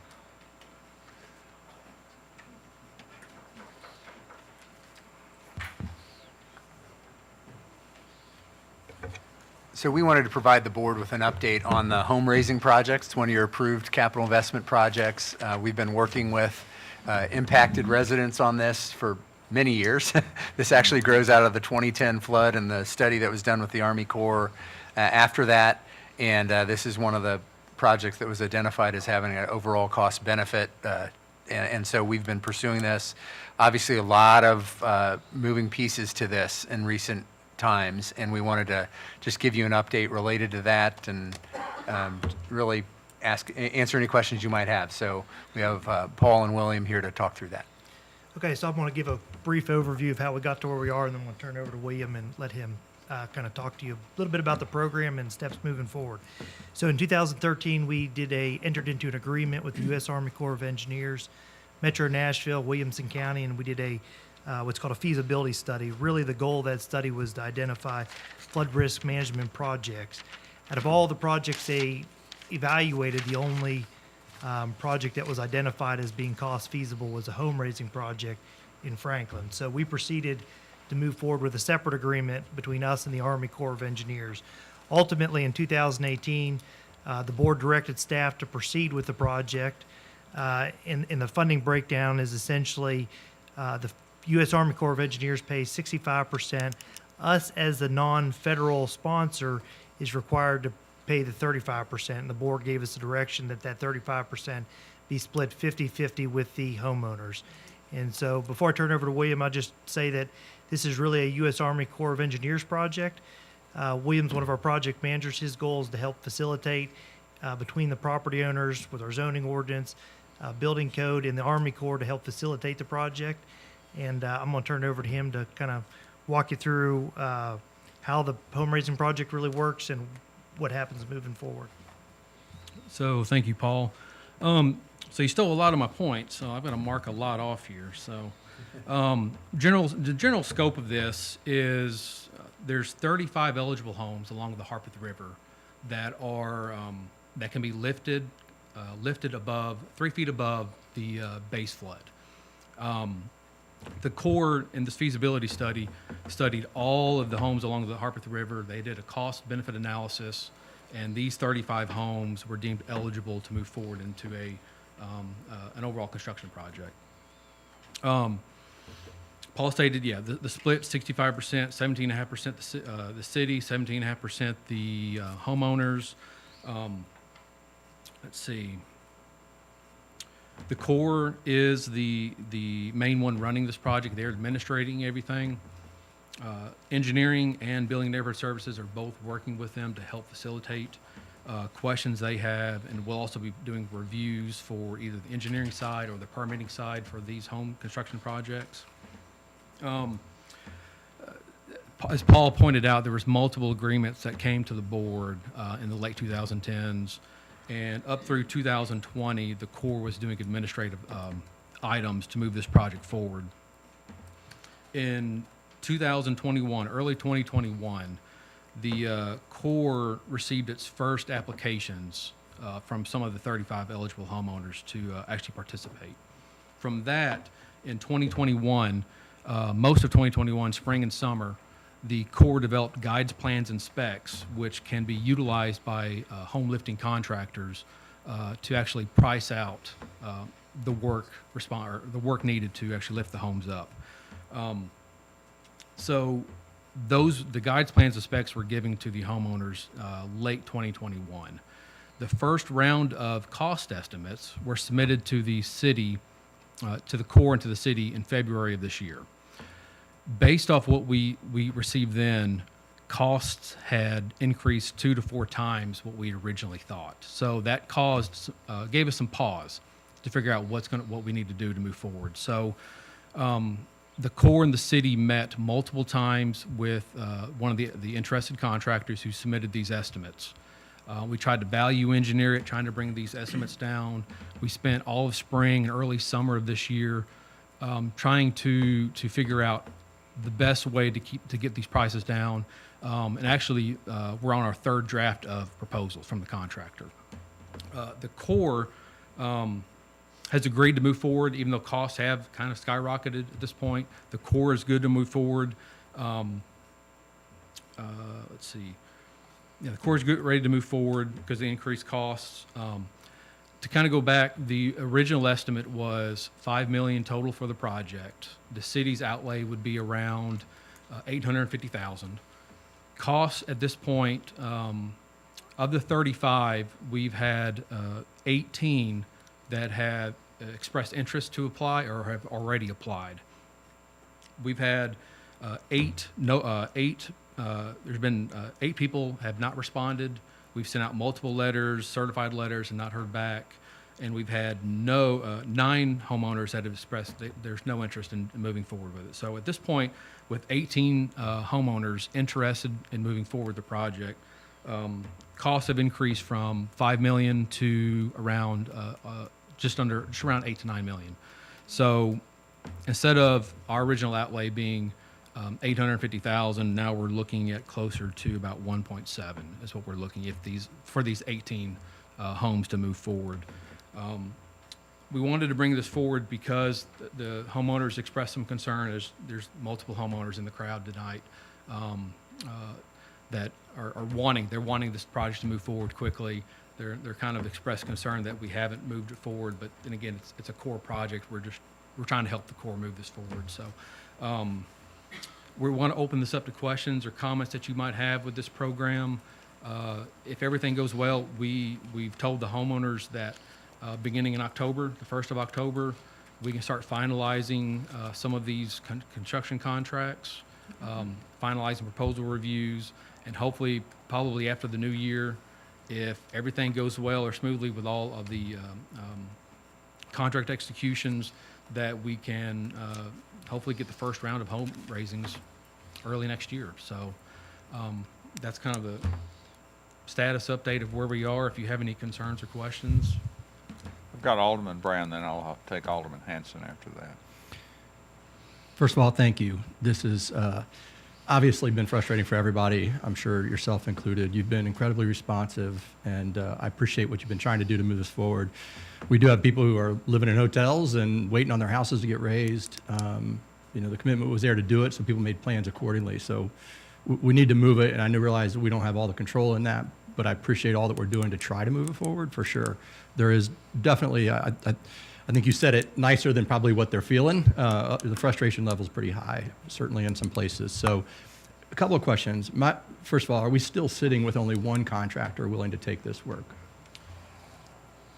As of a month ago, we've had a second contractor show interest. We met with them. The Corps and the city spent 2 hours with them in a meeting, kind of going over their specifics. They're out of Louisiana, but they're wanting to move into the region. So I have sent that second contractor all their information out to all the 35 eligible homeowners. But yes, all of these high estimates are based off one contractor showing interest.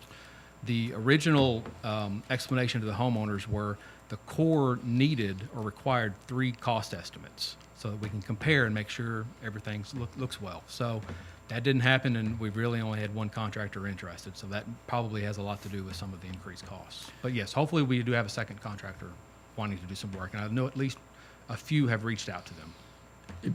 Is it fair to assume not only did it increase cost, but it's also going to limit the speed at which we can move? So take 18 homes, we're probably talking several years. I mean, what are you thinking, 4 or 5 a year to actually raise? So exactly, yeah. We've told the homeowners 2 to 3 years. There's a first round, second, third, whatever needs to happen.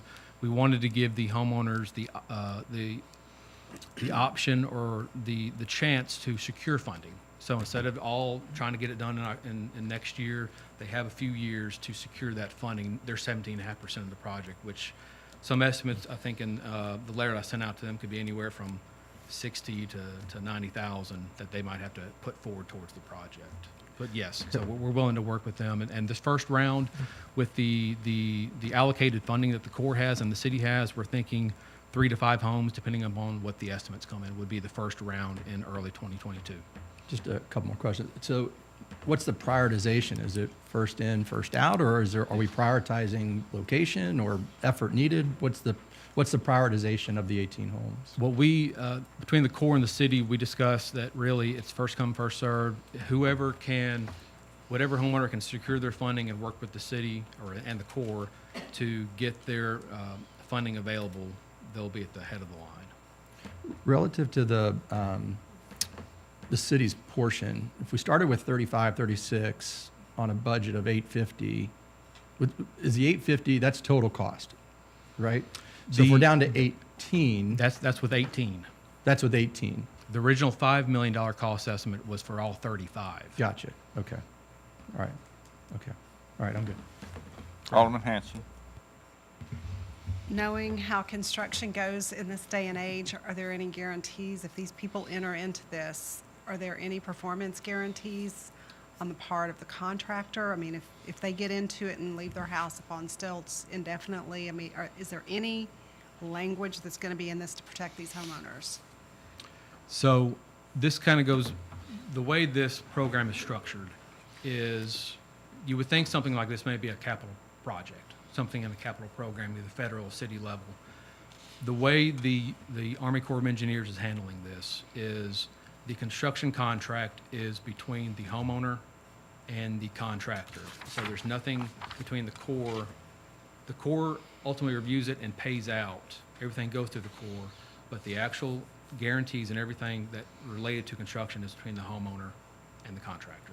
So does the Corps pay the contractor or do they pay the homeowner? Both. So once the work is completed, the Corps will write one check and have the homeowner's name and the contractor's name on it, so both of them have to sign and be able to get to work. So And then the nobody's homeowner- getting money up front where they could start work but not finish it or delay it over years. I just don't want to see homeowners left in the lurches.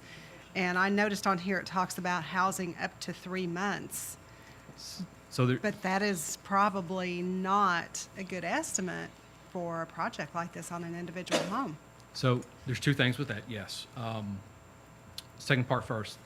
The original thought was these homes could be lifted within 30 to 90 days. The newest contractor that came in and expressed interest said that may be a little short. I'm sorry, that may actually be a little long. They've actually stated that if this newer contractor out of Louisiana, that depending upon the type of construction, they could lift the home within a few days and actually get the person back in the home depending upon occupancy permits or something like that. So there may actually be, the method whatever contractor utilizes may impact how, if it's the homeowner, how displaced that homeowner is going to be. And the first question, the first part of that, there was the first part of That's that okay. question. That answers I just don't want to see homeowners left in the lurch. And Yes. ultimately, even though we're not really part of it, we are part of it. And we will be to blame for some of this just because we approved this process. So I don't want to hear any horror stories of work not getting done. I remember what the first part of it is originally there was going to be one payment to the contractor. After the work is completed, the elevation certificates are Shannon McCoy in our Building and Neighborhood Service Department works to make sure the elevation certificates are there. The permits are all completed. The finished floor is 3 feet above the base flood. Then payment would go out. Because of the two contractors we've spoken to, they expressed interest that, you know, if this is a 90-day project, you know, the contractor's going to have to float all of this. So the Corps agreed to make an initial mobilization payment for materials and or getting on the job site. So it's a very small initial invoice payment, and then a final invoice would come out when the work is done. So originally, the Corps stated there would be one payment after the work is completed.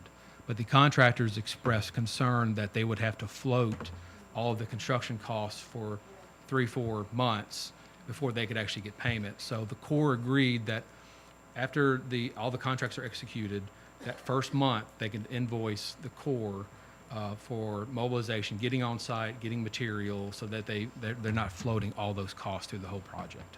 And that's a pretty common thing in construction. We don't actually pay it until we see all the equipment on site. We see the materials, the jacks, the beams get put on site to raise those houses up. So, we're going to be watching that the whole time. Do you have a list of all, you've been submitted the quotes for every house of the 18?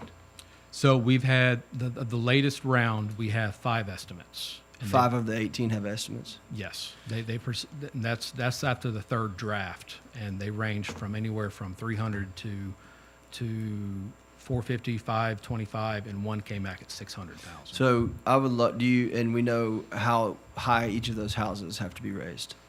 And we know how big the houses are. So I would like to see kind of a breakdown of the quotes for raising and the heights that need to be raised. Okay.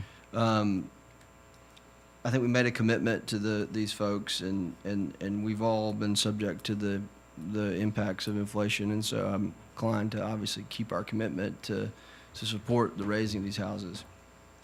It's interesting to note that, and I'd like to see with this data, that it has been said that raising it up a couple of extra feet is not any additional cost. When we've talked about freeboard in the past, that it really is an incremental cost, nominal cost, or no extra cost. It's no cost burden on the homeowner to have to raise it the extra 2 feet that our zoning ordinance requires over and above what FEMA, and the last time we went through all this a few years ago, this project is not contingent upon us having a 3-foot freeboard requirement. This Corps would pay this money if it was the FEMA standard of 1 foot. So it's interesting to me, we have this kind of case scenario, and I'd like to see the costs if, and because there's one house that has to be raised 2.75 feet. And meeting the FEMA standard of 1 foot, well, they would have to raise their house 0.75 feet. And I'm curious about the costs. I think we should change with the times as well, and we have a real life. Guess what? These 35 people aren't the only people that live in the floodplain, and there's a bunch of us, and this is a realization. I think that these are real. This is a real cost to our citizens if we are unfortunately ever have to raise these. And I'm curious to see the numbers, and I would hope that this board, if there was any cost savings to the residents for that 2 foot, and doesn't affect the program, I would ask that the board consider that. And it doesn't even have to be, I mean, we could look at it just for this select group. I'm not even asking for the moon here, but I think it's incumbent on us to look at the cost impacts of those extra 2 feet on this program, because that's coming out of residents' pockets, and FEMA doesn't require it. Neither does the Corps. Go ahead, Alderman Potts. Thank you, sir. First, thank you for your work. Appreciate you keeping us all informed. I have a question coming back to the vendor component of this. You said that a new vendor has come in now. Is it still open for additional vendors to come in and try to be part of the process? Does that ever close? The homeowner can choose pretty much any contractor they want as long as they can get licensed and bonded in the state. The Corps actually, they prepared a packet that they gave to all the homeowners before they applied, and I believe they had originally 16 interested contractors, and so that's why this was kind of a shock that we only had 1, now 2 that are interested. So, but the homeowner, if they have a contractor that they prefer using or they've used in the past, as long as they've got the licensing and they applied to the Corps so that the Corps can verify that, then they can work with that contractor. It doesn't have to be one of the 2 that we've already given them or part of the 16 that's on that list. We can work with them on that. Okay, good. Thank you. Yep. Any other questions from the board for William?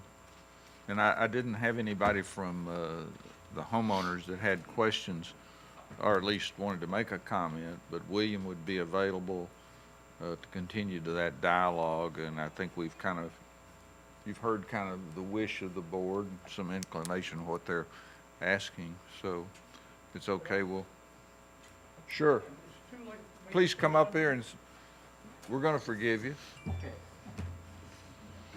I'm Martin Dunn, and I'm eligible to have a house lifted.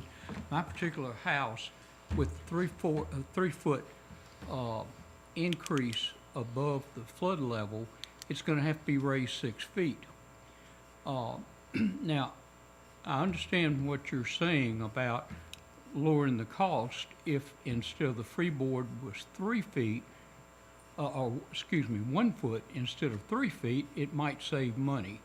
But from what I understand from the contractors, it's not going to be that much more once they get the house up to go up another 2 feet.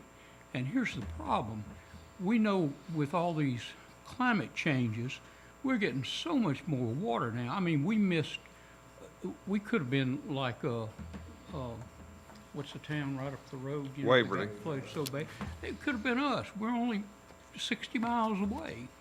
And having a 1-foot freeboard is running a risk of getting flooded even if your house is raised. But 3 feet will take care of, you know, the real bad floods. So I just can't, even though it's going to cost me more money, just as much more money as it's going to cost the city, I might add. I just can't see raising it just 1 foot above freeboard instead of 3 feet because of the extra safety that it gives us too. You know, I don't feel like swimming through 6 feet of water at my age for a block or two. That's No one does, Mr. Dunn, and that's why I'd love for you to be able to make that choice. And for other homeowners that aren't as worried with climate change or other things, to be able to make that choice. Maybe their financial impact for others is more impactful for Well, them than it is if for you. the I only just way- that was the point. Point well taken. Appreciate well, it. the city's ordinance says it has to be raised 3 feet above. So it looks to me like the only way you could do that is to change the ordinance to That is 1 correct. foot.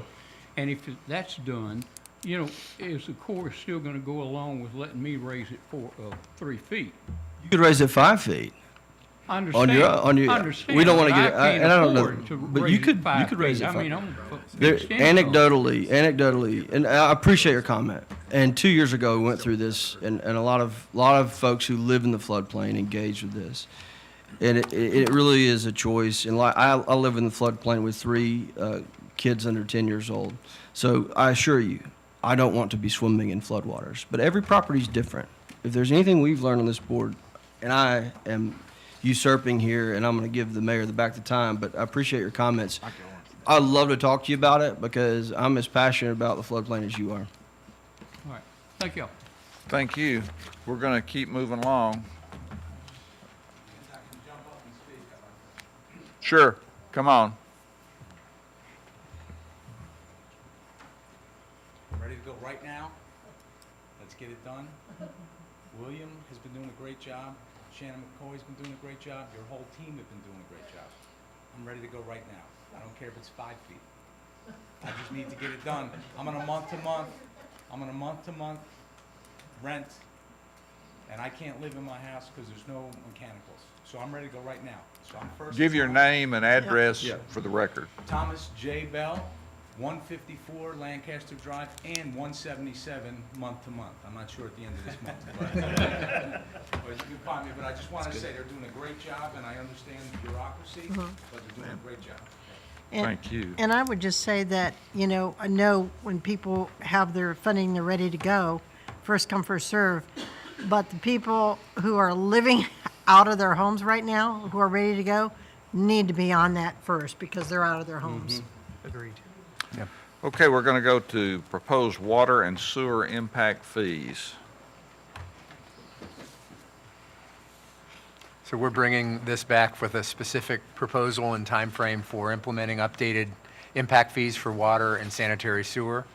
And so Michelle and Brian and Mark will walk you through that and go from there. Take it away. Hi there. So I know this is our favorite topic.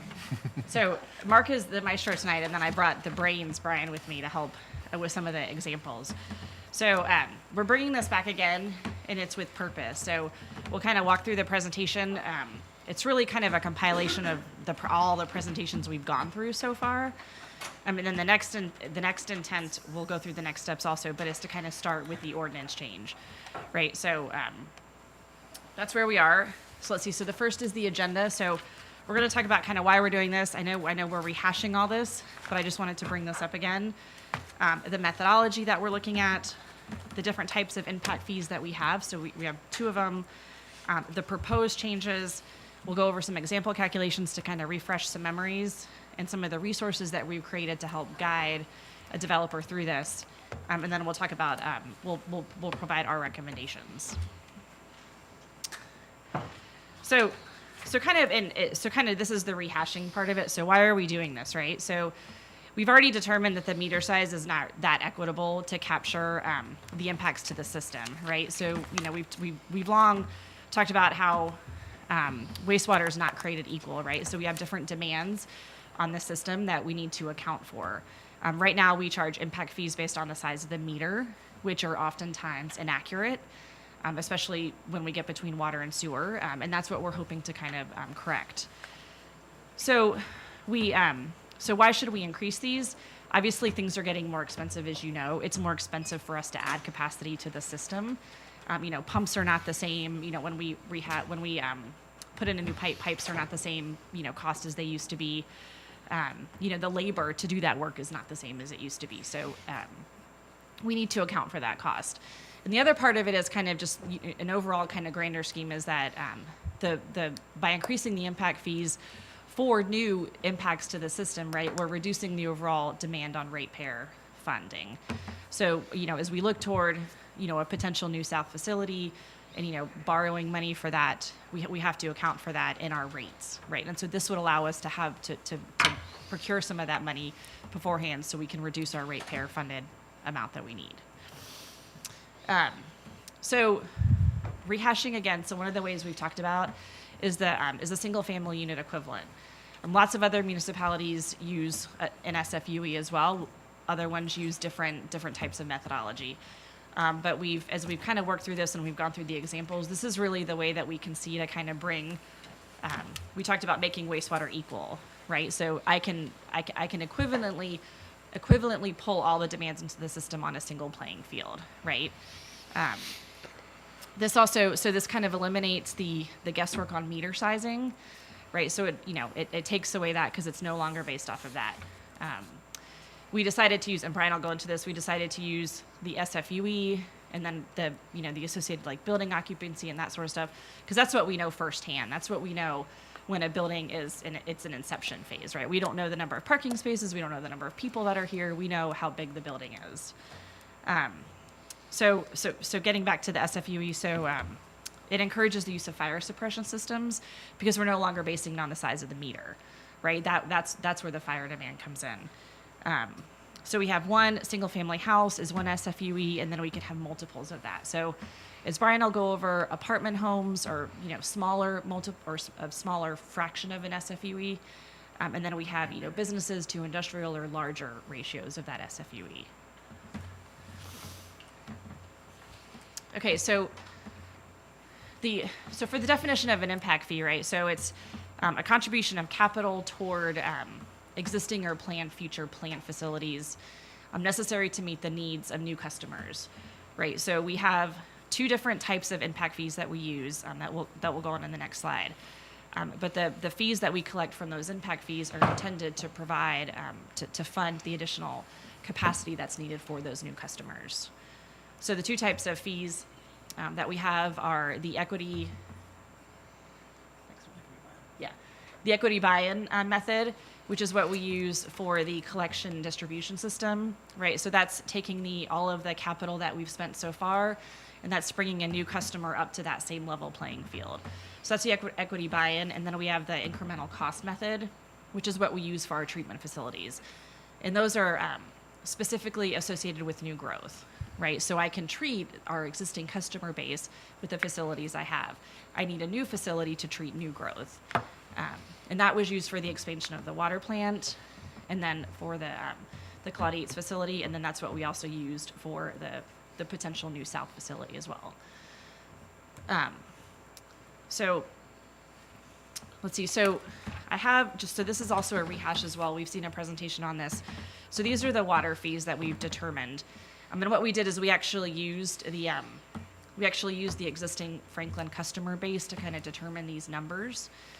So the equity buy-in is about $1,800, and then you add the incremental cost, which is the capacity part of it. So that gets to about $3,600 for water, and that's about so our current fee is about $2,100, and so that's a $1,500 increase, which, considering impact fees haven't changed for over 10 years, seems fairly modest.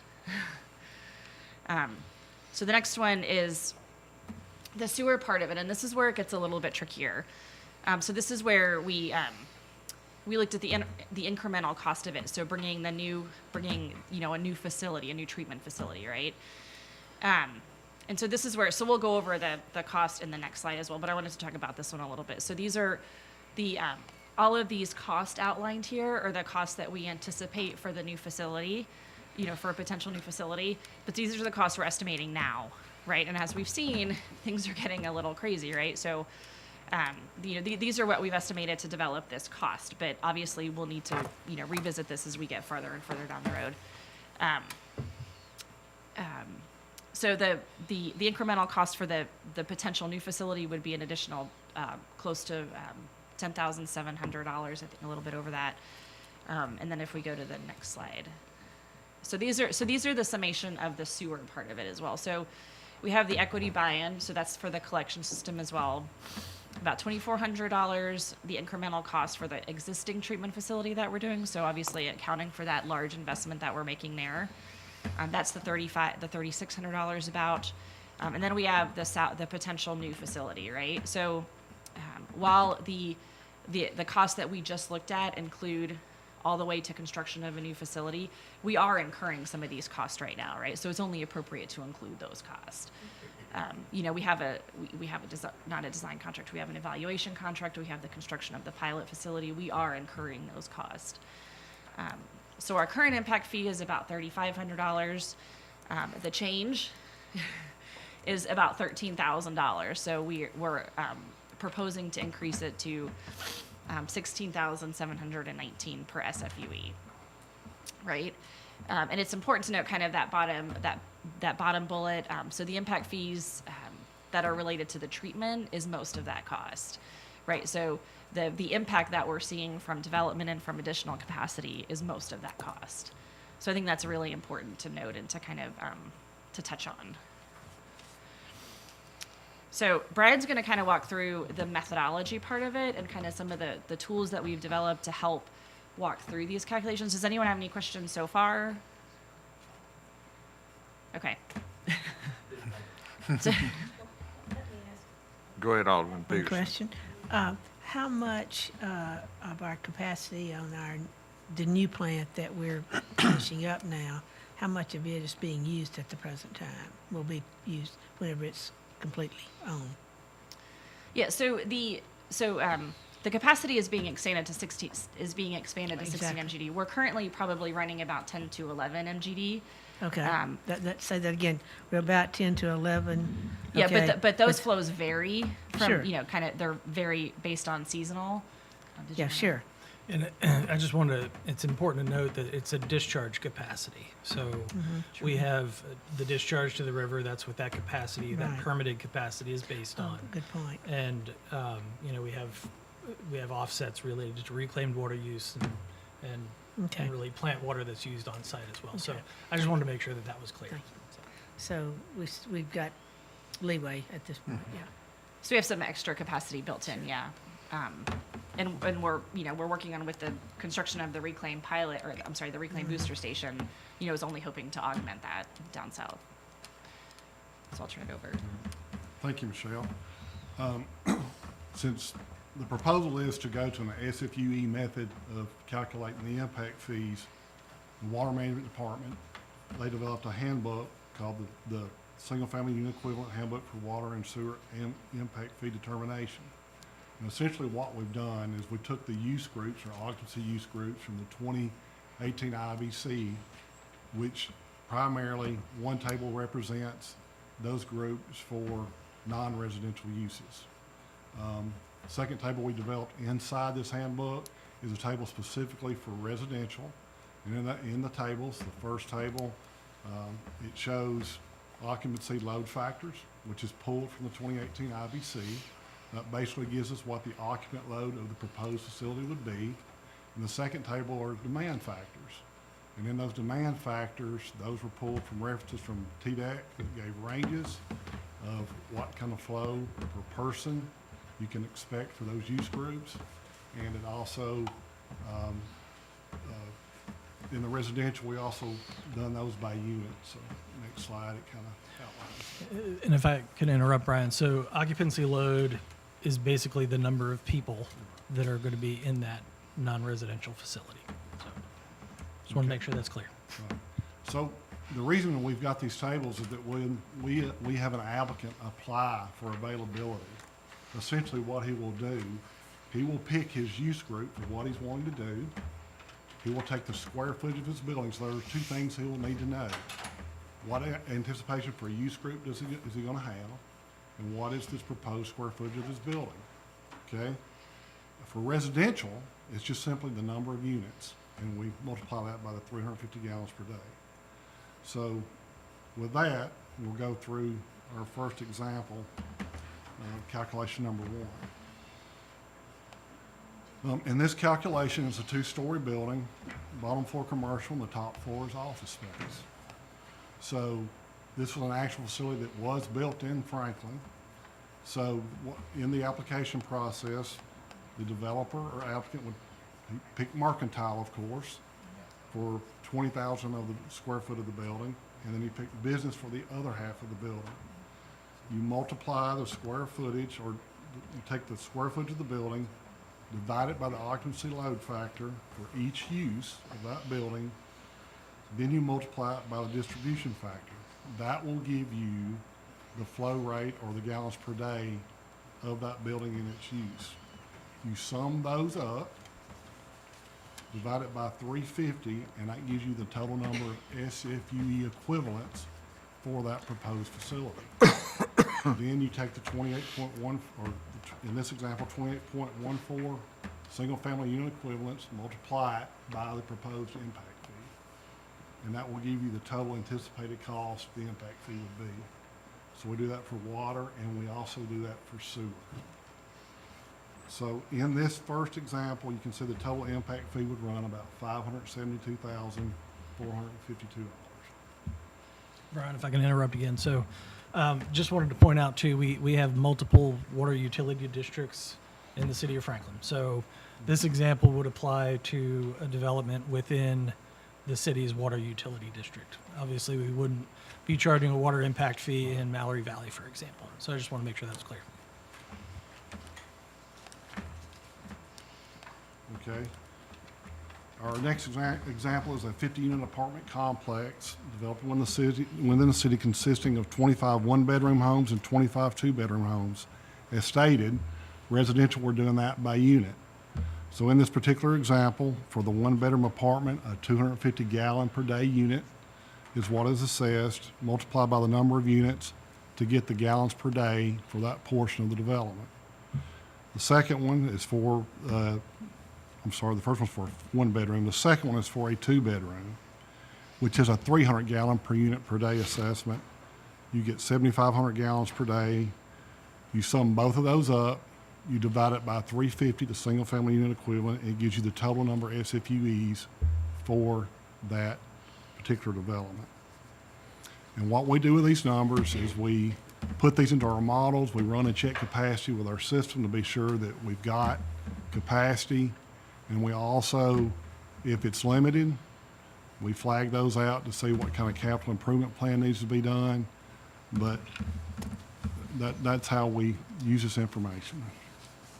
So yeah, so what when Brian was mentioning that, so this is not completely unlike the method we use now. We're just basing the impact fee off of that method, right? So right now, what Brian was talking about is we have the developer calculate the SFUEs, and then we use the SFUEs to put in our model to determine pipe capacity, and if we need to, subsequently do an agreement, for increasing a pipe diameter, right? So the developer is already calculating those demands. This is just an additional step to where we can make it on an equitable playing field. So I wanted to, I don't think we had made that clear in the past, and I wanted to this is not a completely new idea. Mm-hmm. And the demand factors that we've included in that table are not unlike the demand factors we have now in our current availability application. And in those demand factor ranges, we use the low end of the range. So it would not, we kept on the low end of what that demand or what that total gallon per day calculation would be. So for the recommendations, to kind of sum everything up a little bit, and then we can open it up for discussion. So we recommend increasing the water fees to the full impact fee of $3,600, and then also the sewer impact fee to the full $16,000 as well.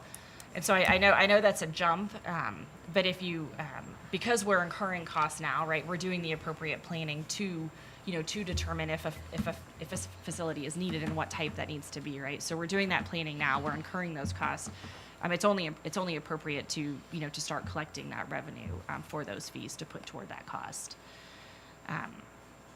So for our, so kind of, once again, we're with this new methodology, we're really tying the demands of the system back to the impact fee, right? So we're taking it away from meter size, we're taking it away from kind of some, arbitrary judgment of, that could essentially not be accurate. We're also encouraging the use of fire suppression systems, which is, another really important thing that I want to make sure doesn't get lost in the wayside of this. So the Fire suppression. If I could give you an example, there was an apartment complex on Alicia Drive a number of years ago, and they wanted to put in-home fire suppression systems. The way that our code was written, and in order to do that, they required a 1-inch meter.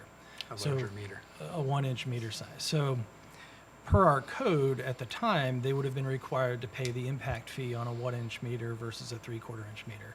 And of course, that incremental large jump drove that impact fee up pretty significantly. So what we're basing it on is really what the demand is and what the loading is to the sewer. So while we have the ability to work with the developer on the size of a meter, if they're going to use a meter to accommodate a fire suppression system, then we have a lot more flexibility in allowing that to happen, and they don't have to pay that larger impact fee because hopefully they're never going to have to use a fire suppression system. So that's the idea for why we think it would encourage more use. There's somewhat of an inadvertent penalty. It's a penalty for a fire suppression system because you required a larger meter, therefore you paid a higher impact fee, as opposed to just a demand measure. Alderman Brown, you got a question? I was just going to go on to the next steps, which is just kind of the dates. I always like to show you all the dates, but we can certainly do questions. At 3, does this apply to approved developments not yet built? When does the fee actually hit? At the point that they're built and they pull the meter? So we have 10,000, let's call it, units approved, not built yet. All of those still would be impacted by this? So at the building permit stage, they would pay the fee, and the new fee would apply. So when a development comes through for really kind of their approval process, fees fall outside of that. That's the right. The entitlement, sorry. So fees are not part of that entitlement when a development comes through. So I'll give you an example. West Haven started 20 years ago. They pay the new fees as they come online. So if you've got another development that takes 20 years to build, you want to make sure that they continue to pay the fees that are appropriate for that time in which they're building. But essentially, 10,000 units sitting there approved right now, there's $200 million. Mm-hmm. It's a lot of money. That'll pay for the all day long, and the city hall. No, sorry. Second question. We can't move that over. Second question. I understand. I shouldn't have said it. Is there any? I know we're showing examples of 28 units and 39 units. The reality is we're talking about 200 and 400 units here. Do we? I mean, we're talking $5, $6, $7 million of impact on an already high housing market. Trying to create affordability, that just seems you absolutely kill it on some of this. Is there a cap? Is there a way that we address some of those opportunities in all of this? That's really a policy choice for you. To this point, we have assigned the costs of development to new development, and this is the way that's done. We have done some things with affordable units where we've offset it with existing tap fees and those kind of things. The board's contributed in certain ways. We put some programs in place for truly affordable units, but that's really up to you, and there's going to be a bill to pay. It's how you assign that cost, and this assigns it more on a direct, formula by development unit. So if you want to look at something else or look at how we look at it linked to affordability, that's something we can explore.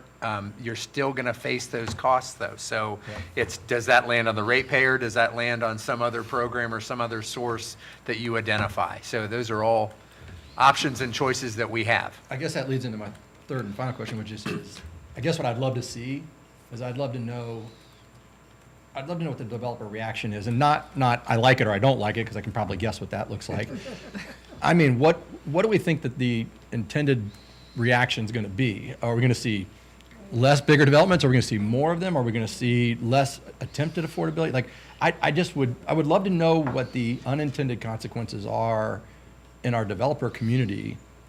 I'd love to know their reaction to this. What are they going to do differently, if anything? If they say, well, we're just going to have to suck it up and do it, well, okay. But I would just be really kind of curious what that unintended consequence would be. So. We, back in April, we presented to the design developers group that design professionals group that Vernon has put together. And I want to say, I don't think we really met with a lot of difficult feedback, I guess. I think there was most folks that were pretty wanting to move toward a more equitable way of capturing it. But there was a lot of question about, is this the right way, right? And there's a lot of different ways that we could do it. I know that Metro uses a different, methodology, and everyone does. This is the one that we've settled on as the way to provide it more equitable within our city. And I think Eric kind of described it best, where we have a bill to pay, and how do we assign the costs? And there's any number of ways we can do that. If we want to continue to develop, we're going to have to add capacity, and there's still some question about that. I think we're evaluating the basins that are tributary to what we're now looking at a location, although we still haven't gotten that through the board yet. But it's when the bill comes due, how do we want to pay for it? And there's a handful of the ways we could do that, one of which is impact fees. Well, a handful, really two primary, impact fees and user fees on your existing customers, or a combination. So as Michelle indicated earlier, getting this established now, we can start building a base. Because these new developments coming on, they're going to be tributary to the South Plant across the city, really. But the current project, we were lucky enough to have $20 million to lay down cash on it. And instead of borrowing more money in the future, where ratepayers are going to have to contribute, we feel that the impact should be paid for by those that create the impact. So that's. Don't disagree. Yeah. So, thank you. If you would like to fill up 173 capacity room, pass this cost on to the current ratepayer. The training room may be open. I'm going to be sick. You're going to be sick? Okay. Whatever. But so no, in the past, we've always looked at growth to pay for itself as much as possible. And I would be very much opposed to passing these costs on to the existing person living here now. They've already paid theirs. That sewage treatment plant wasn't expanded for them. Right. It was expanded for that person that's not here yet. So if they're not here yet, they should pay for what it costs for them to move here. And that's my take on that. That is a tremendous increase. My other comment would be, we hear it constantly that there's going to be pushback on the fees. You just made a comment just then. If everyone pays and contributes, and there's no favoritism, one developer gets a cut and the other one gets something else, there won't be any pushback on most of those fees. That's the cost of doing business in Franklin. Fastest growing, most desirable place to live. Alderman Baggett. I'm all for new development paying for itself, 100%. I think what will happen, what are the unintended consequences? There's a lot of approved developments that probably won't move forward, that are approved now. A 300-unit apartment complex, now having to pay a $5 million fee, and before it was, what are the differences? Significantly less, millions of dollars less, $3 million less. And guess what? Hey, I tell you what, let's send all those people who applied for spent millions of dollars of their own money to get plans approved, and then we'll send them the bill for this increased. I'm all for development paying for itself. Don't get me wrong. I think there's an element of fundamental fairness as well, because whole financial plans, I'd venture to say some livelihoods were banked on, because not every developer is the big bad making hundreds of millions of dollars, right? There are lots of average Joe developers out there. And I think this is an astronomical change. And then two, you want to see our pipeline of development? Let's talk about the budget impacts of the impact that this will have to new development. Look at our budget. Look at how much we fund off of impact fees. That's so we don't have to raise property taxes, right? We utilize the impact fees so we don't have to raise other taxes. It's just another tax. What will happen, it's pretty simple. I mean, you'll have less people. I don't know how much it'll be. I don't know if there's a way for us to study this outside of the water department, but what would this impact be? I'm sure there's a group out there that could analyze the impact of this kind of fee on demand for development, or development demand. I'm sure, listen, I was an economics major, but this is way above my pay grade. But there are people out there that study that, because we need to know if this is going to have how many percentage, what's the percentage increase here? Hundreds of percents. It's about I think it's an 85%. Is that? 100, yeah, from. Yeah, it was 400%. 85% was attributed to the treatment cost. So yeah. 400%. So someone out there should be able to do the math and say, well, when you raise this fee by this amount, that's going to impact your development by this amount, which is going to decrease your other fees by this amount, which means we've got to then pass a property tax increase because of this differential. And I think that's what I'm most worried about. I know we need this plant, and I know we can fund it. I am really worried about every projection that we've had on future growth for this town. If that kind of additional impact is, and we've got a guy, I shouldn't use names, but a group that presented at Planning Commission, they're, I won't go into specifics, but basically at much smaller amounts of money than the differential between this impact fee, I think probably could change if a deal moves forward or not. And so I think we're really kind of short-sighted to not think about how this impacts our broader development in general. I don't know if that's a study that you all could look into.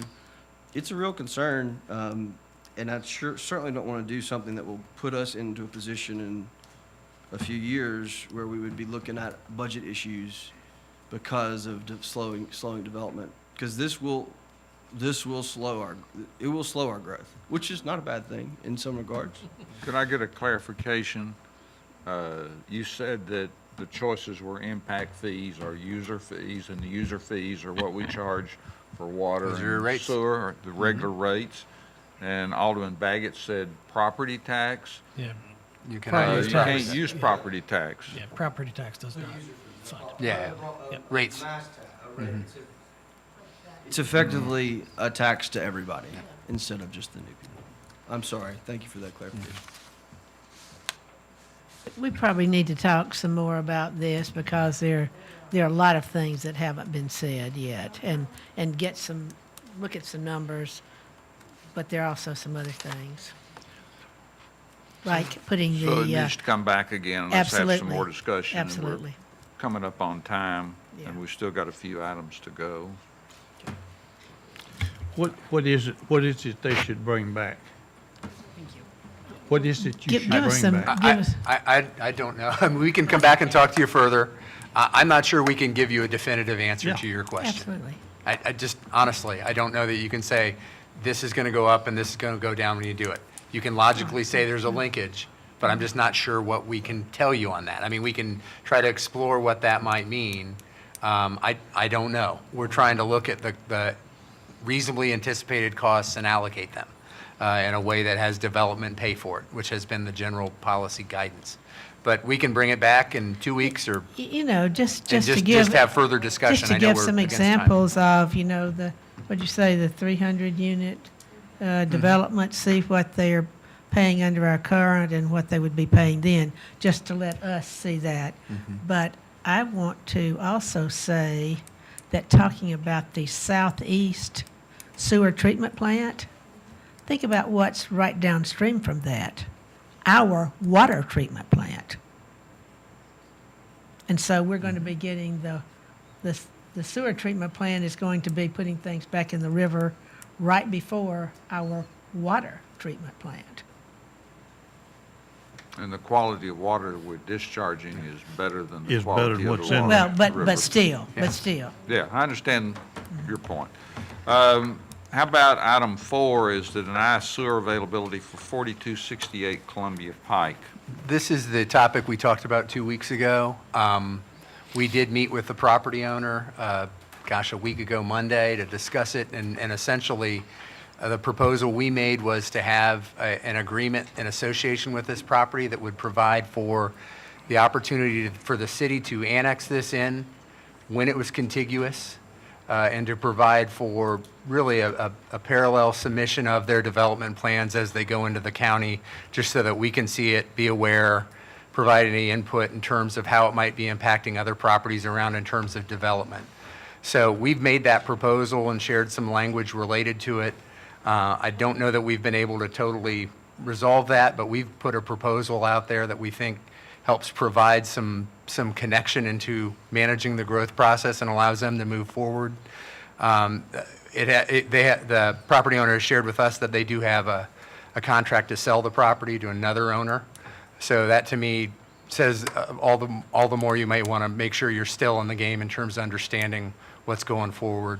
The other condition would require that there would be no more than 60 residential units, which is part of the denial description as we have it now. So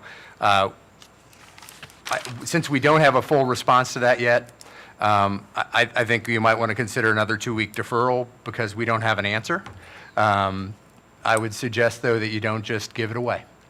I think you want to be involved and understand the process than to just grant the denial, because it has value. What is the value? Yeah, What is the, I what mean, I is the guess, value? Well, without the denial, they can't go to the county and move forward in the development process. And all we're asking is to have some involvement in terms of understanding how this fits and impacts other development that happens in your urban growth boundary around it. We're not restricting them, but once you do this, you're not involved anymore. The things we've asked for is the ability to annex if the city decides to when it's contiguous, which is probably many, many years away, and the ability to have communication about the development plan and to understand it and how it might impact other things we're doing in managing the urban growth boundary. It's a pretty basic request, and it's not much different than I think you'd want to manage if you were managing the UGB as we have it today. I had Alderman Hanson first. I have a question for the applicant. Have you ever considered or had any discussions pertaining to possibly merging into Thompson Station on that property? Sure. I can speak to that. About 2 years ago.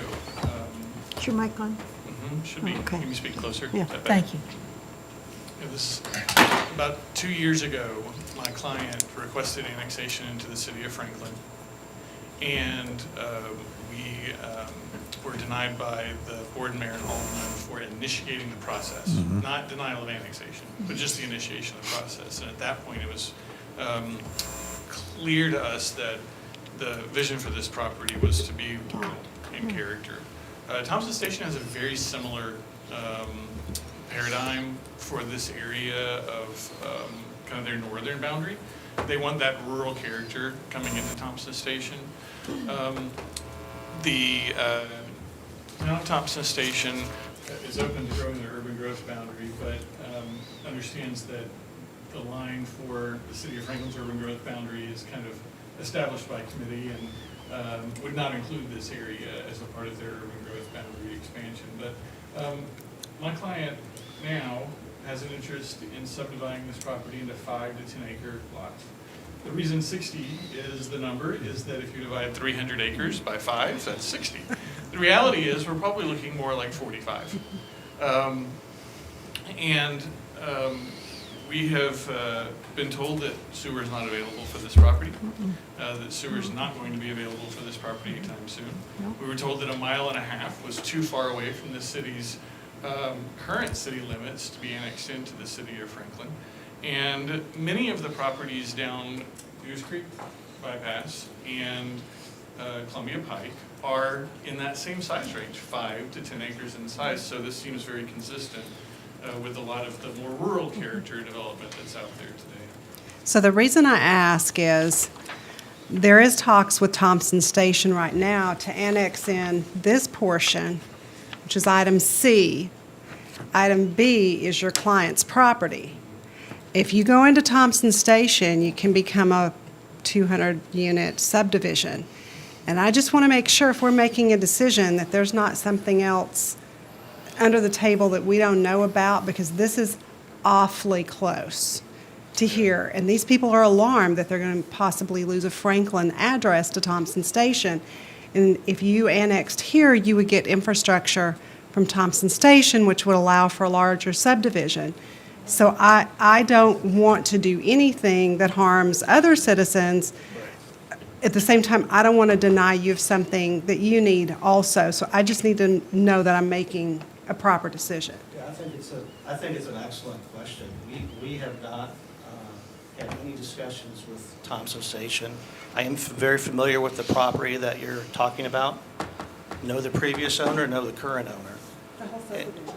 Yes, and we do not have any desire or plans to try and annex our property into Thompson Station, and not have any discussions in any way, shape, or form with them concerning that.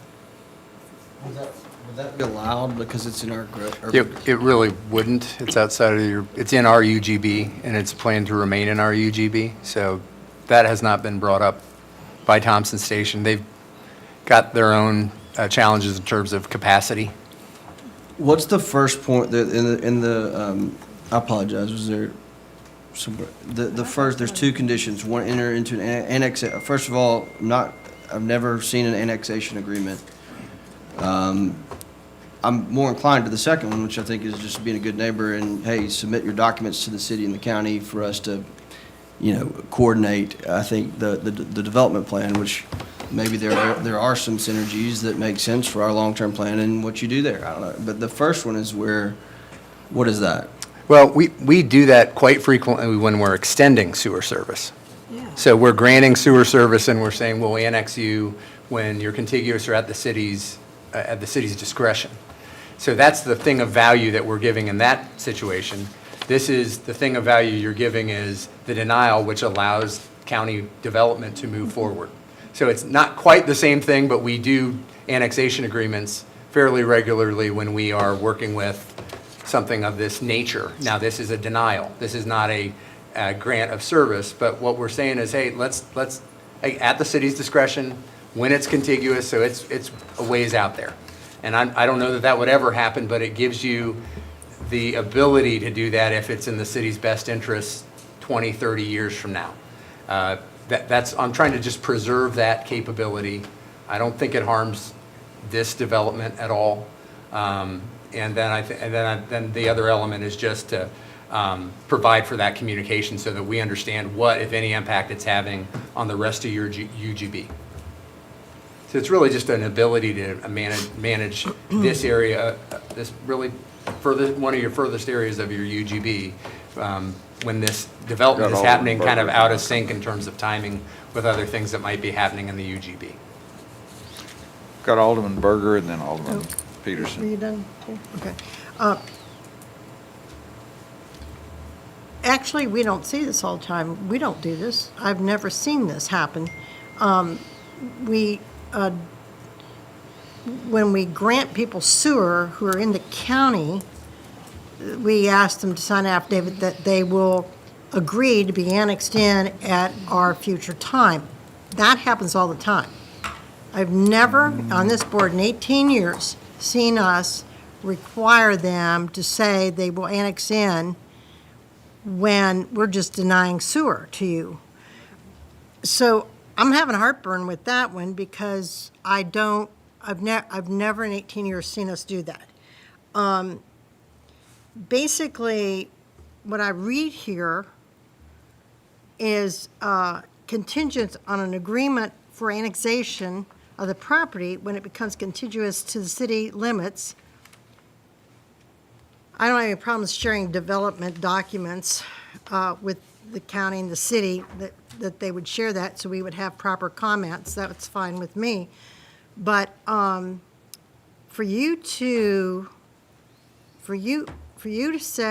us to say that's contingent on an agreement to annex, you really can't speak for those residents. That's not what state law says. Those people have an opportunity individually, even though you might own the property, you don't own those properties once you sell them. And I don't know how we speak to that without getting ourselves in hot water. I would think that would be a legal problem. It may not be, but it sounds fishy to me. I don't like where that's going. Personally, I can't support this. I can support the denial. 60 homes, 40 homes, go build it. It's in the county. There's nothing around it that's city. You're a mile and a half away from sewer. God only knows when sewer would ever come to you. Would I love you to build those homes all plumbed out for sewer for the future? That'd be great. Would I like for you to, I don't really care about sidewalks and curbs and stuff like that if it's like more rural, because we do need to keep our areas rural. Not every place in the UGB, and people will disagree with me here, but every place in the UGB needs to develop with density. Our city has been known for density. People go, oh, blah, blah, blah, blah. I go, oh, go to Brentwood. That's where you need to be because you want more open space. Because most of our developments are happening that way in density. And we get it. Land's expensive, things are expensive. We get it. This is rarity.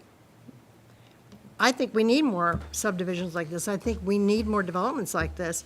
And I have no problem with you developing there. And I don't think it hurts our future plans. Eric and I may disagree on that, but I just don't think in that location, where it is today, if you want to bring it to me in 20 years and we go, okay, do we make a mistake? Well, I don't know. But not every UGB area needs to be developed. So where it sits, I don't have a problem with this. I would support the denial. Go build in the county. Alderman Peterson. Okay, are you saying that just to go back to something that was stated here, that they would have to plumb these? No, we're not saying that. Okay, good. Okay, I just wanted to get that we're not first. saying That's not I just wanted to make sure. Yeah, we're not saying that. But in the city of Franklin, when have we had anything built that was on more than 1 acre in the last, I want to say, how many years? I can't think of any subdivision that had 1 acre lots here, much less 5 acre lots, the way they're talking about here. This is similar to what's out there already on, what is it, Snowbird? I drove out there again today. Yeah, Snowbird Harlan. This would fit more with what's already out there. It's what the county would have it do because, as I understand, the county's basically saying, for the most part, they're looking for 5 acre lots. And so I don't see any reason that it would be harmful to the city to deny the availability of sewer in this area. Yeah, we're not saying that. We're just saying Preserve some options to Well, manage well, growth let me in the ask you future. this. What would, you're actually allowing it to move forward. This is just allows you to I know. have some I know. engagement. But let me ask you, how would we have services and, like it was said, have sidewalks and everything the way we're expecting for everything that's built in Franklin to have sidewalks and all that stuff? How would you do that on 5-acre lots? You probably wouldn't. Well, I mean, see, you have areas in the city now that were annexed that didn't have that. Absolutely. And that's, that's But- just, that's the way that But, works but sometimes. but my point is, I could see this being developed into 5-acre or more lots and not needing any city services, really. And it's so different from anything that we have seen brought to the city of Franklin to be developed in, as I say, years, if not maybe some decades. And so that's the reason I'm saying I don't know that they need to be required to annex into the city. Now, if they got sewer, we have said over the years, if they got sewer and then they became contiguous, we would expect them to annex into the city. But this, when it's not getting the sewer, I don't see any reason to require them to annex into the city. It's just preserving an option for you. As it stands now, you wouldn't do it. But in the future, I don't know. I'm just trying to suggest preserving an option. Any other comments? Ready to move on? You are avoiding a $16,000 tap fee. That was very timely, right? I thought that was very timely. Which is a lot less expensive than a septic system. On your area, we'd have to do both. No, that is not true.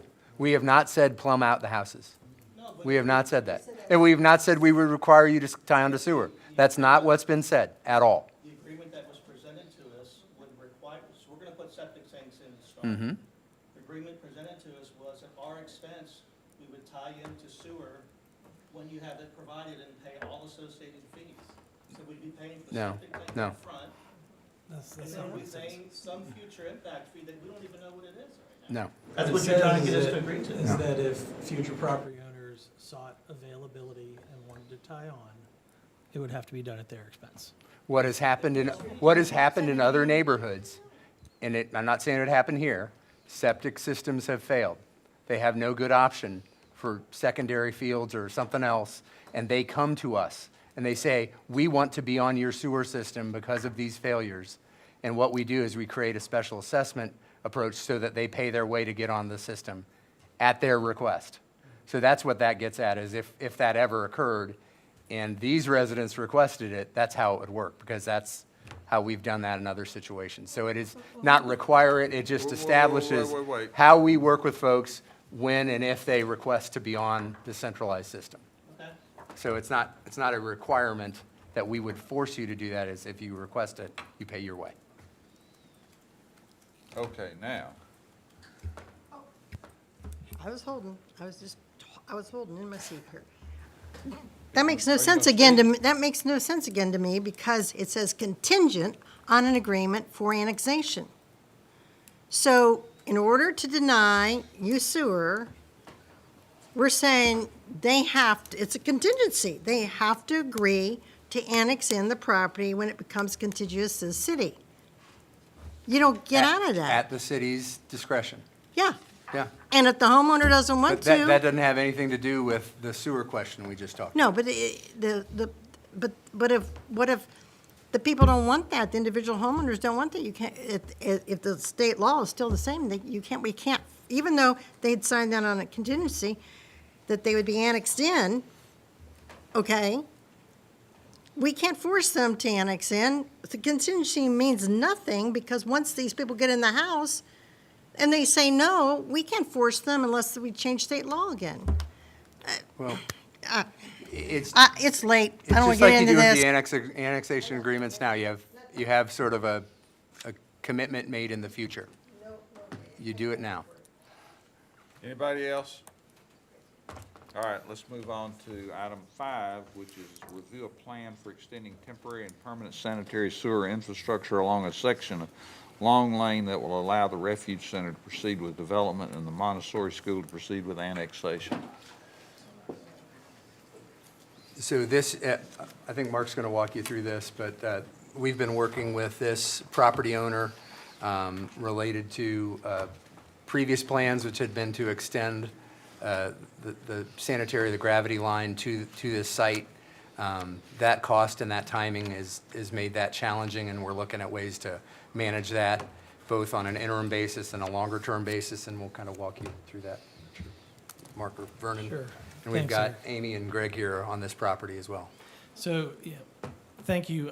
So the Refuge Center in 2019 was annexed into the city of Franklin. They put together a development plan, and based on the basin plan out in that area, the cost to extend the gravity system was far too expensive for them to accommodate. As we started working through this, Refuge Center identified a potential alternative, which would be really a low-pressure system that would go towards the north and west and tie into an existing gravity system in Ladd Park, the entrance road into Ladd Park. We've estimated the cost on that to be between $300,000 and $400,000. So one of the things that we've been going back and forth on is they of course would have to be responsible for paying that cost, but we also want the properties in that basin to contribute to the larger basin plan when that plan is actually constructed. And based on conversations, Ms. Alexander has indicated that they would be amenable to that. We don't know what that proportionate share is at that time.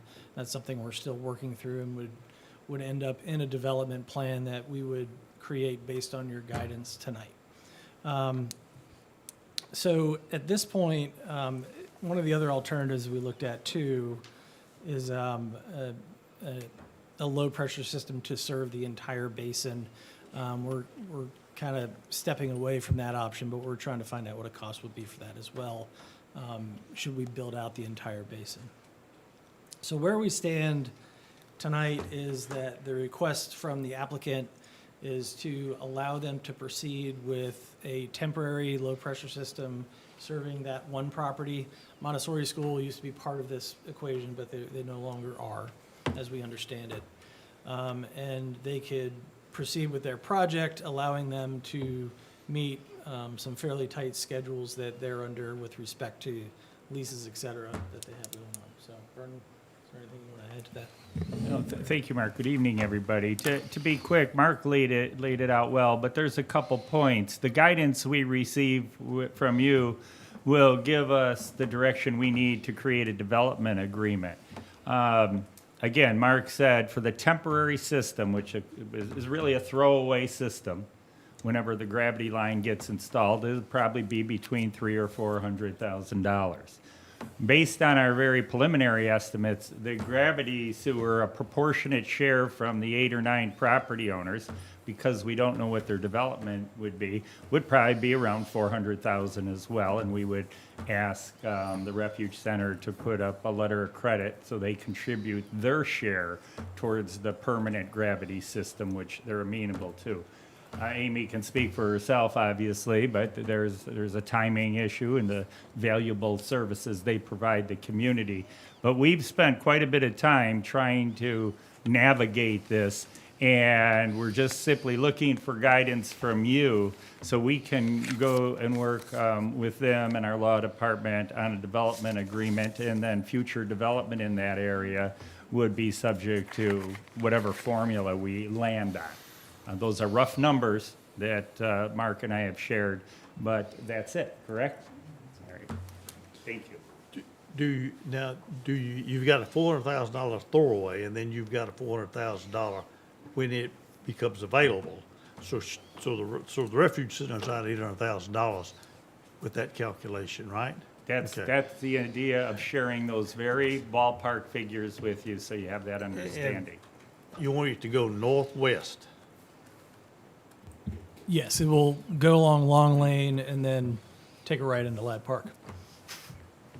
So haven't you met with a great deal of resistance from those people right straight across from you? Are you missing that? Are you missing them? It will be in the right of way of Long Lane, and then it will be in the right of way of Alfred Ladd Road. Oh, okay, all right. So the only entities we need to work with are water and sewer in the city of Franklin. Alderman Brown.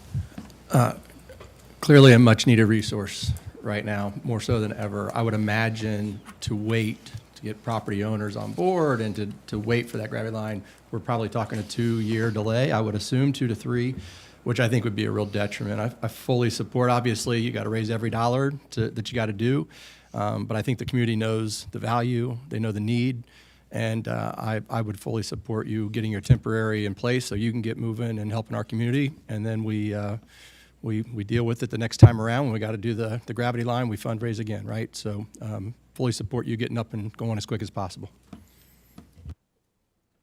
Can you share why the Montessori school does not want to share in that?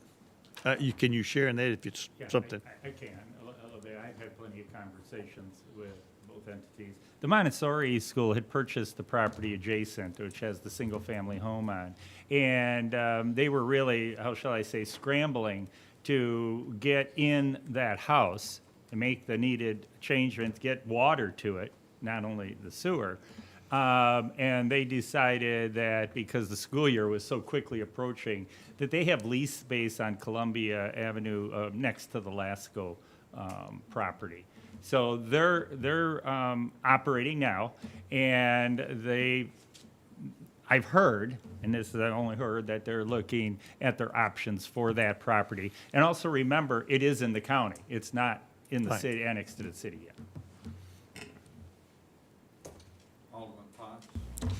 Thank you, Mr. Mayor. Number one, I fully support what Alderman Brown just said. This is needed, and we know that you are pressed right now regarding your current property and lease aligning with construction. We've had setbacks before. I say we just within your group. I would definitely be in support of the temporary alternative low pressure system. It is concerning that you are going to have to eat that cost and then have to do additional fundraising, as was mentioned. But I think that's unfortunately a cost that y'all are willing to accept. And if that's the case, then I'm definitely in support in moving this forward. And I agree with what Mr. Gamble also made reference to. I have not received any communications or emails in that area regarding any concerns. Great. Sounds good. Last item. Procurement award to H&H Construction of Erin, Tennessee, in the lump sum of $131,901.12 for replacement of metal dome on the rock salt storage bin for the maintenance division of the streets department. Thank you, Steve, for all your comments. We'll see you in 10 minutes. I hope I didn't assume too much that you didn't want to.